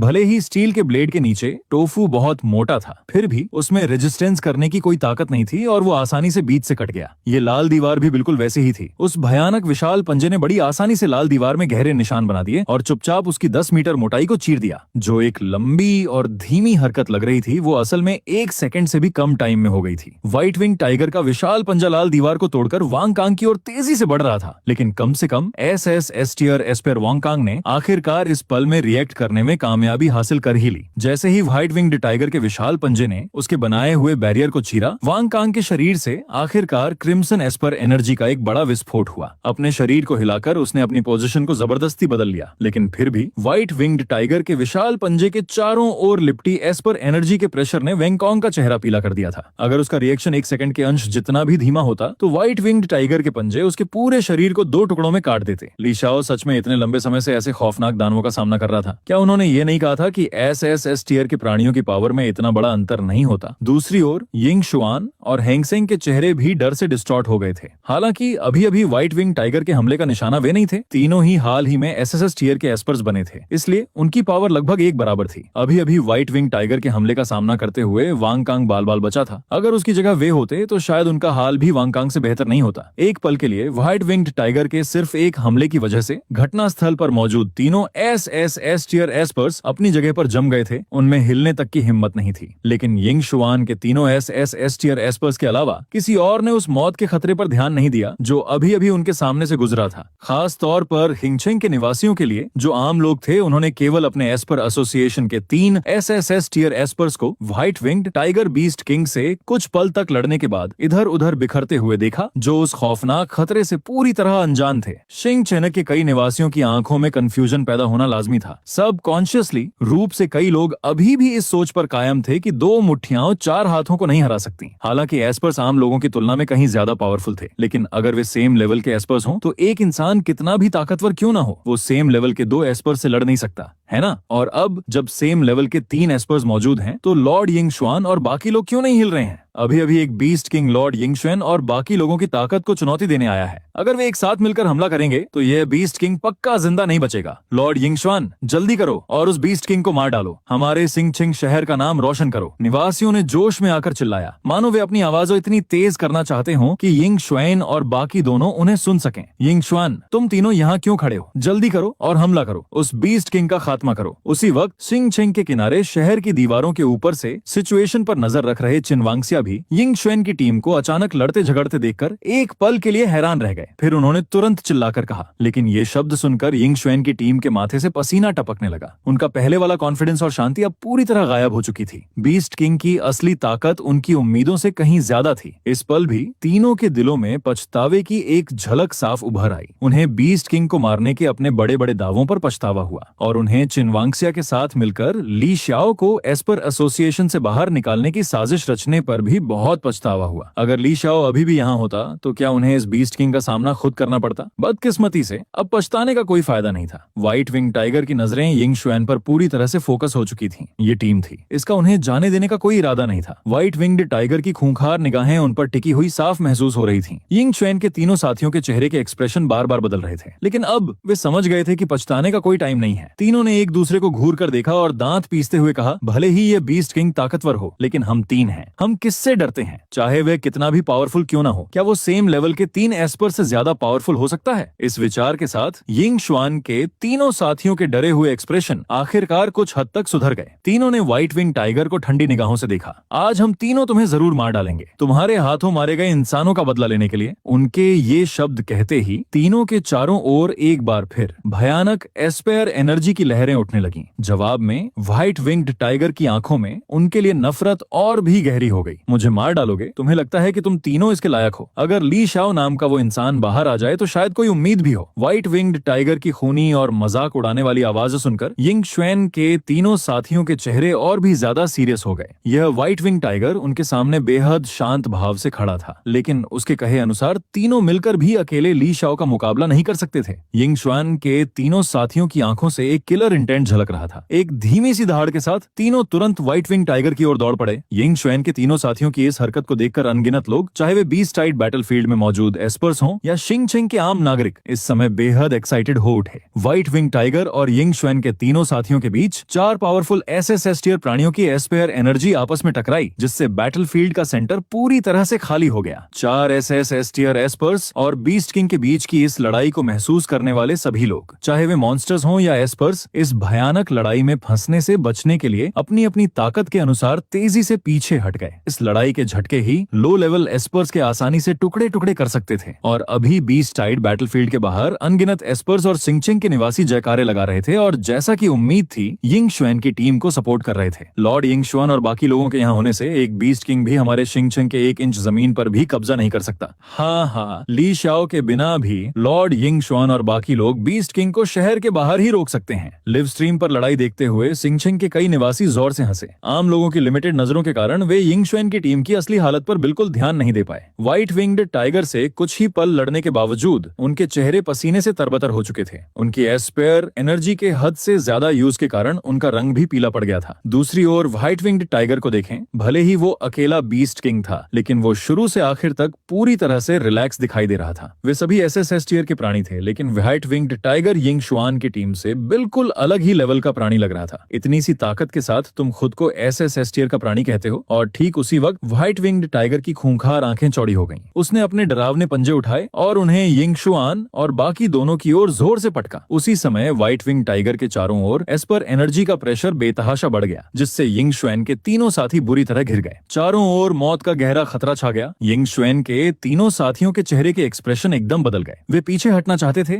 लेकिन अचानक उन्हें एहसास हुआ कि व्हाइट विंग्ड टाइगर की एस्पर एनर्जी ने आसपास के 100 मीटर के एरिया को पूरी तरह से सील कर दिया है। अगर वे अपनी मैक्सिमम एस्पर पावर का इस्तेमाल करते तो शायद वे अपने सभी तरीकों को आजमाकर बच निकलने का मौका पा सकते थे, लेकिन अब इतने लंबे समय तक व्हाइट विंग टाइगर से लड़ने के बाद उनके शरीर की एस्पेयर एनर्जी लगभग खत्म हो चुकी थी। इस पल तीनों की आंखों में खौफ का एक गहरा साया उभर आया। ये खौफ ठीक वैसा ही था जैसा उन्हें तब लगा था जब वे एसएस टियर के नहीं बने थे, जब वे सिर्फ एक लो लेवल एस्पेयर के रूप में एक बीस्ट किंग का सामना करने वाले थे। उस वक्त ली शाओ ही वो इकलौता इंसान था जो शिंग चेनक के किनारे पर खड़े होकर सभी बीस्ट किंग्स को खदेड़ता था। उन्होंने पहले सोचा था कि उनकी इस नई ताकत के साथ वे एक बीस्ट किंग से लड़ने के लिए काफी होंगे, लेकिन आखिर में रियलिटी ने उन्हें एक करारा झटका दिया। ली शाओ अकेले ही एक साथ एक, दो या उससे भी ज्यादा बीस्ट किंग्स को आसानी से खदेड़ सकता था, और अब जब उन तीनों ने मिलकर हमला किया तो वे सिर्फ एक अकेले बीस्ट किंग के सामने बेहद लाचार और कमजोर लग रहे थे। नतीजा ये हुआ कि भयानक एस्पर एनर्जी से भरे उस व्हाइट विंग्ड टाइगर के विशाल पंजे ने यिंगशुआन की टीम पर एक जोरदार प्रहार किया। उसी वक्त शिंग चेनक शहर में उत्साह से जयकारे लगा रहे सभी लोगों के चेहरे एकदम सुन्न पड़ गए, क्योंकि इस बार यिंगशुआन की टीम व्हाइट विंग टाइगर के उस खौफनाक हमले का सामना नहीं कर पाई, बल्कि व्हाइट विंग टाइगर के इस प्रहार से वे तीनों जोर से पीछे की ओर उड़ गए। उनके शरीर सीधे शिंग चेनक की मजबूत दीवारों से जाकर टकराए। इस पल पूरी शहर की दीवार कांप उठी। शिंग चेनक में सभी की आंखों के सामने तुरंत एक खौफनाक सन्नाटा छा गया। लाइव स्ट्रीम के जरिए एक गहरा डर साफ महसूस किया जा सकता था। इस बार शिंग चेन जिस बीस्ट टाइड का सामना कर रहा था उसे केवल शहर के निवासी ही नहीं देख पा रहे थे, बल्कि एस्पेयर एसोसिएशन के सुनियोजित ब्रॉडकास्ट हावशुसनी प्लान ब्रॉडकास्ट की वजह से दूसरे छोटे शहरों के लोग भी इस लाइव स्ट्रीम को देख रहे थे। और अभी क्वियांग शहर का गार्डियन चेनशुआन भी उन दर्शकों में से एक था जो एस टियर बीस्ट किंग और बीस्ट टाइड के आने से पहले इस लाइव स्ट्रीम को देख रहा था। इंगसुआन की टीम को मॉन्स्टर्स का सफाया करते देख उसे भी लगा था जैसे वो मुर्गियों और कुत्तों को आसानी से काट रहे हों। हालांकि चेन शुआन को एस्पेर एसोसिएशन का ली शाओ को इस तरह भगा देना बिल्कुल पसंद नहीं आया था, लेकिन उसने दिल से यिंग शुआन की टीम की ताकत को माना था। चैन शुआन को खुद भी लगा था कि यिंग शुआन की टीम की पावर के साथ अगर कोई बीस्ट किंग सच में सामने आ भी जाए तो वे उसे आसानी से रोक सकते हैं या मार भी सकते हैं। लेकिन हालात की रियलिटी ने चेन शुआन को एक बहुत बड़ा झटका दिया। उस अकेले white winged tiger beast king का सामने आना ही काफी था। सिर्फ एक अकेले बीस्ट किंग की ताकत से ही वो एस टियर एस्पर्स के खिलाफ 1 वर्सेस 3 1 वर्सेस 3 की लड़ाई में यिंग शुआन और बाकी दोनों को ऐसी बुरी हालत में पहुंचाने में कामयाब रहा और खुद उसे जरा सा भी नुकसान नहीं हुआ। क्या ऐसा हो सकता है कि यिंग शुआन और बाकी लोग सच में इस बीस्ट किंग के खिलाफ कुछ नहीं कर सकते? क्या ये 50-50 का चांस है? चेन शुआन ने पहले ही इसे सबसे बुरी सिचुएशन मान लिया था, लेकिन जब लाइव स्ट्रीम में यिंग शुआन की टीम को सच में हारते हुए दिखाया गया और व्हाइट विंग्ड टाइगर द्वारा उन्हें खदेड़ा गया तो चेन शुआन अपने दिल में उठ रहे उस गहरे सदमे को छिपा नहीं सका। एस टियर का एस्पेयर होने के बावजूद उसका दिल डर से कांप उठा। 3 एस टियर एस्पर्स की कंबाइंड पावर भी एक अकेले बीस्ट किंग का मुकाबला नहीं कर पाई और वे आमने सामने की लड़ाई में हार गए। ये एक ऐसी बात थी जिसकी किसी ने सपने में भी कल्पना नहीं की थी। चेन शुआन का दिल और भी निराश हो गया। उसने सोचा था कि फ्यूचर में जब वो खुद एस टियर का एस्पेयर बनेगा तो वो भी एक बीस्ट किंग से आमने सामने लड़ने के लायक हो जाएगा। उसे लगा था कि भले ही ली शाओ क्वांग शहर को छोड़ दे, चेन शुआन अकेले ही शहर की रक्षा कर पाएगा। लेकिन इस लाइव स्ट्रीम ने चेन शुआन की इस सोच को पूरी तरह चकनाचूर कर दिया। एक नॉर्मल एस टियर का एस्पेयर इस वक्त एक बीस्ट किंग का मुकाबला करने के बिल्कुल भी लायक नहीं था। लाइव स्ट्रीम में यिंग शुआन की टीम को हारते और खून उगलते हुए देखकर और शहर की दीवारों पर मौजूद एस्पर्स को देखकर जिनके चेहरों पर एक अनकहा खौफ साफ दिखाई दे रहा था, चेन शुआन की हैरानी और भी बढ़ती गई। उसने सोचा कि जब एस्पर्स एसोसिएशन के उन लोगों ने ली शाओ को भगाया था तो क्या उन्होंने कभी सपने में भी सोचा था कि आज उनकी ये हालत होगी? ली शाओ के पास सिंग छिंग की रक्षा करने की असली ताकत थी। ली शाओ ने लगातार 5 सालों तक बीस्ट किंग्स को खदेड़ते हुए सिंग छिंग और एस्पर एसोसिएशन को उनकी आज की ऊंचाइयों तक पहुंचाया था। लेकिन इसका मतलब यह बिल्कुल नहीं था कि नॉर्मल एस टियर एस्पर्स भी वो सब कर सकते थे जो ली शाओ ने किया था। यिंग शुआन की टीम आज इस बात का एक बहुत अच्छा एग्जाम्पल थी। जब उन्होंने सचमुच किसी असली बीस्ट किंग का सामना किया तो उनके और ली शाओ के बीच का जमीन आसमान का अंतर साफ सामने आ गया। लेकिन अभी भले ही एस्पर एसोसिएशन के लोग पछताना चाहें, शायद बहुत देर हो चुकी थी। आखिरकार ली शाओ पहले ही एस्पेयर एसोसिएशन छोड़ चुका था। चेन शुआन के मन में अचानक एक भयानक ख्याल आया। शिंग चेनक का शायद इस बार सच में अंत हो गया है। किसी ने सपने में भी नहीं सोचा था कि ली शाओ के जाने के तुरंत बाद शिंग चेंग का सामना जिस पहले बीस्ट किंग से होगा वो ऐसा होगा जिसे रोकने के लिए शहर के पास कोई ताकत नहीं है। जब तक कोई ऐसा एस्पेयर ना हो जो एस टियर बीस्ट किंग से अकेले निपट सके, तब तक शिंग चेनक उसे नहीं रोक पाएगा। चाहे उनके पास कितने ही और एस्पर्स क्यों ना हो, वे सभी सिर्फ एक तरफा नरसंहार का शिकार बनेंगे। ये सोचते ही चेन शुआन के चेहरे के एक्सप्रेशन थोड़े बदल गए। उसके शरीर में एस्पेयर एनर्जी की लहरें दौड़ गईं और वो खड़ा हो गया और अपनी जगह से गायब होकर उस छोटे से आंगन की ओर चल पड़ा जहां ली शाओ क्वांग शहर में रहता था। अभी ली शाओ के घर का छोटा सा आंगन पहले की तरह अस्त व्यस्त नहीं था। जब ली शाओ यहाँ पहली बार आया था तो जैसे ही चेन शुआन ने आंगन में कदम रखा था, उसकी नजर आंगन के उत्तरी किनारे पर लगे 3 पौधों पर पड़ी थी। चेन शुआन की आंखें सिकुड़ गईं और उसकी निगाहें उन 3 पौधों पर टिक गईं। एक एस टियर एस्पर होने के नाते भले ही ये तीनों पौधे अभी बस अंकुरित हो रहे थे, लेकिन आंगन में कदम रखते ही चेन शुआन ने उनसे निकलने वाली एक बहुत ही अजीब और छिपी हुई खास एनर्जी को महसूस कर लिया था। उनसे समय समय पर बैंगनी रंग की एक हल्की सी चमक दिखाई दे रही थी। इस तरह की एनर्जी चेन शुआन ने पहले केवल कुछ बेहद रेयर डिवाइन रत्नों से ही महसूस की थी, जो टॉप लेवल के एस्पर्स के लिए भी बहुत फायदेमंद होते थे, और वो भी तब जब वे रत्न पूरी तरह से पक चुके हों। लेकिन उसके सामने ये 3 छोटे पौधे साफ तौर पर ली शाओ द्वारा यहाँ आने के बाद लगाए गए थे। फिर भी उनमें पहले से ही उन महान खजानों से कम एनर्जी नहीं थी। यह इमेजिन करना भी मुश्किल था कि ये 3 पौधे जब पूरी तरह बड़े हो जाएंगे तब वे किस तरह के महान खजाने बन जाएंगे। चेन शुआन, तुम यहाँ क्यों आए हो? ठीक उसी पल चेन शुआन के पीछे से एक जानी पहचानी आवाज आई, जिसने उसे उसके ख्यालों से वापस हकीकत में ला दिया। मुड़कर देखा तो ली शाओ किसी अनजान समय पर आंगन वाले घर के दरवाजे पर आकर खड़ा हो चुका था। ली शाओ के हाथों में एक फलों की प्लेट थी। उस प्लेट में बैंगनी रंग के एक बहुत ही अनोखे फल के टुकड़े कटे हुए थे, जिनसे क्रिस्टल जैसी साफ बैंगनी रोशनी निकल रही थी। चेन शुआन की नाक अपने आप फड़क उठी। एक अविश्वसनीय रूप से मीठी और बहुत ही शानदार खुशबू तुरंत उसकी सांसों में घुल गई। उसी वक्त चेन शुआन ने महसूस किया कि उसका दिमाग पूरी तरह से साफ और एकदम तरोताजा हो गया है। इतने लंबे समय तक क्युआंग शहर की रक्षा करने से जमा हुई मानसिक थकान पल भर में गायब हो गई। उसके शरीर के अंदर की एस्पेयर एनर्जी, जो बहुत लंबे समय से एस टियर के लेवल पर अटकी हुई थी, वो अचानक धीरे धीरे बहने लगी। ये देखकर चेन शुआन की आंखें हैरानी से चौड़ी हो गईं। हालांकि ली शाओ ने इस पर ज्यादा ध्यान नहीं दिया। वो मुस्कुराया और चेन शुआन की ओर चल पड़ा, और जैसे जैसे ली शाओ करीब आता गया, वो मीठी खुशबू और भी तेज होती गई। चेन शुआन के शरीर में धीरे धीरे बह रही एस्पेयर एनर्जी की स्पीड और भी तेज हो गई। चेन शुआन की निगाहें पूरी तरह से ली शाओ के हाथों में उस फलों की प्लेट पर टिकी हुई थीं। वो बहुत साफ महसूस कर सकता था कि उन कटे हुए बैंगनी फलों से ही वो मीठी खुशबू आ रही है।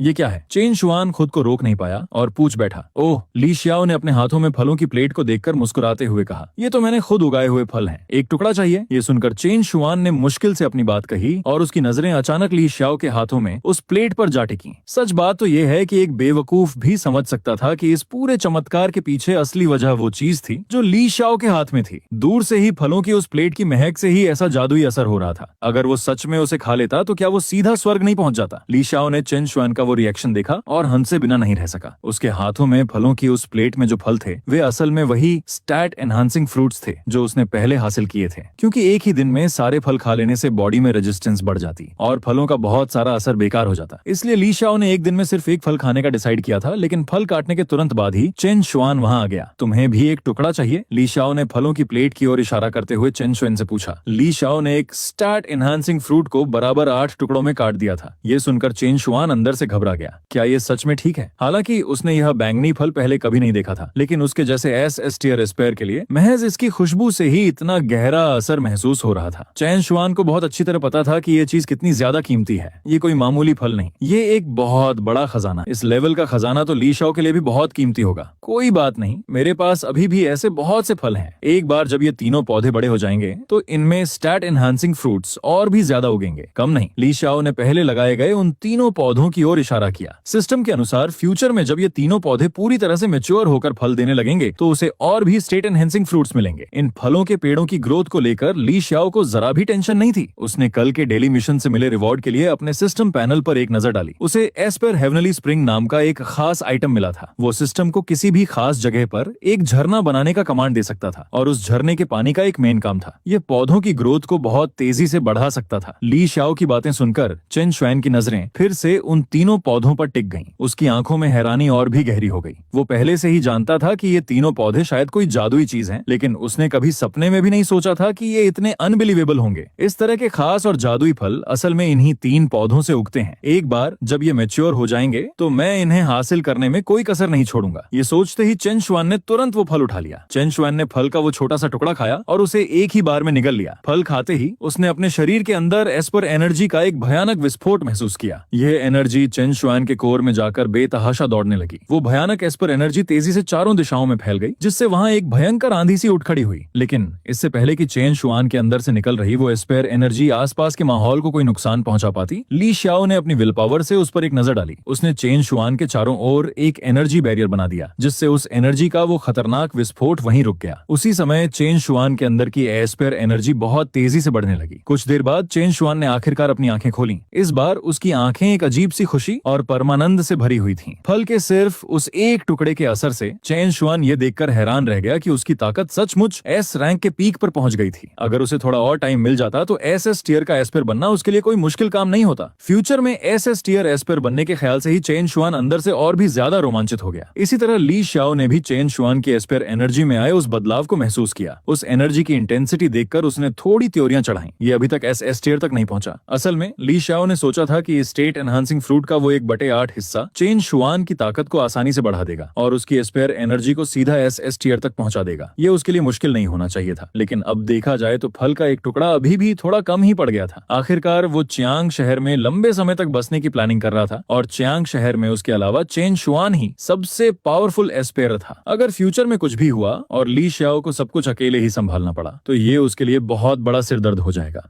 हेलो गाइज, थैंक यू इतना सपोर्ट दिखाने के लिए। और इस स्टोरी के जितने पार्ट्स थे सब एक्सप्लेन कर दिया। अगर कोई न्यू पार्ट्स आएगा तो उसे भी एक्सप्लेन करके जल्दी अपलोड कर दूंगा। और हाँ, वुल्फ किंग का नेक्स्ट पार्ट आ गया है, उसे भी जल्दी ही अपलोड कर दूंगा। बस ऐसे ही सपोर्ट करते रहिए, आगे और भी अच्छी अच्छी स्टोरीज आने वाली हैं।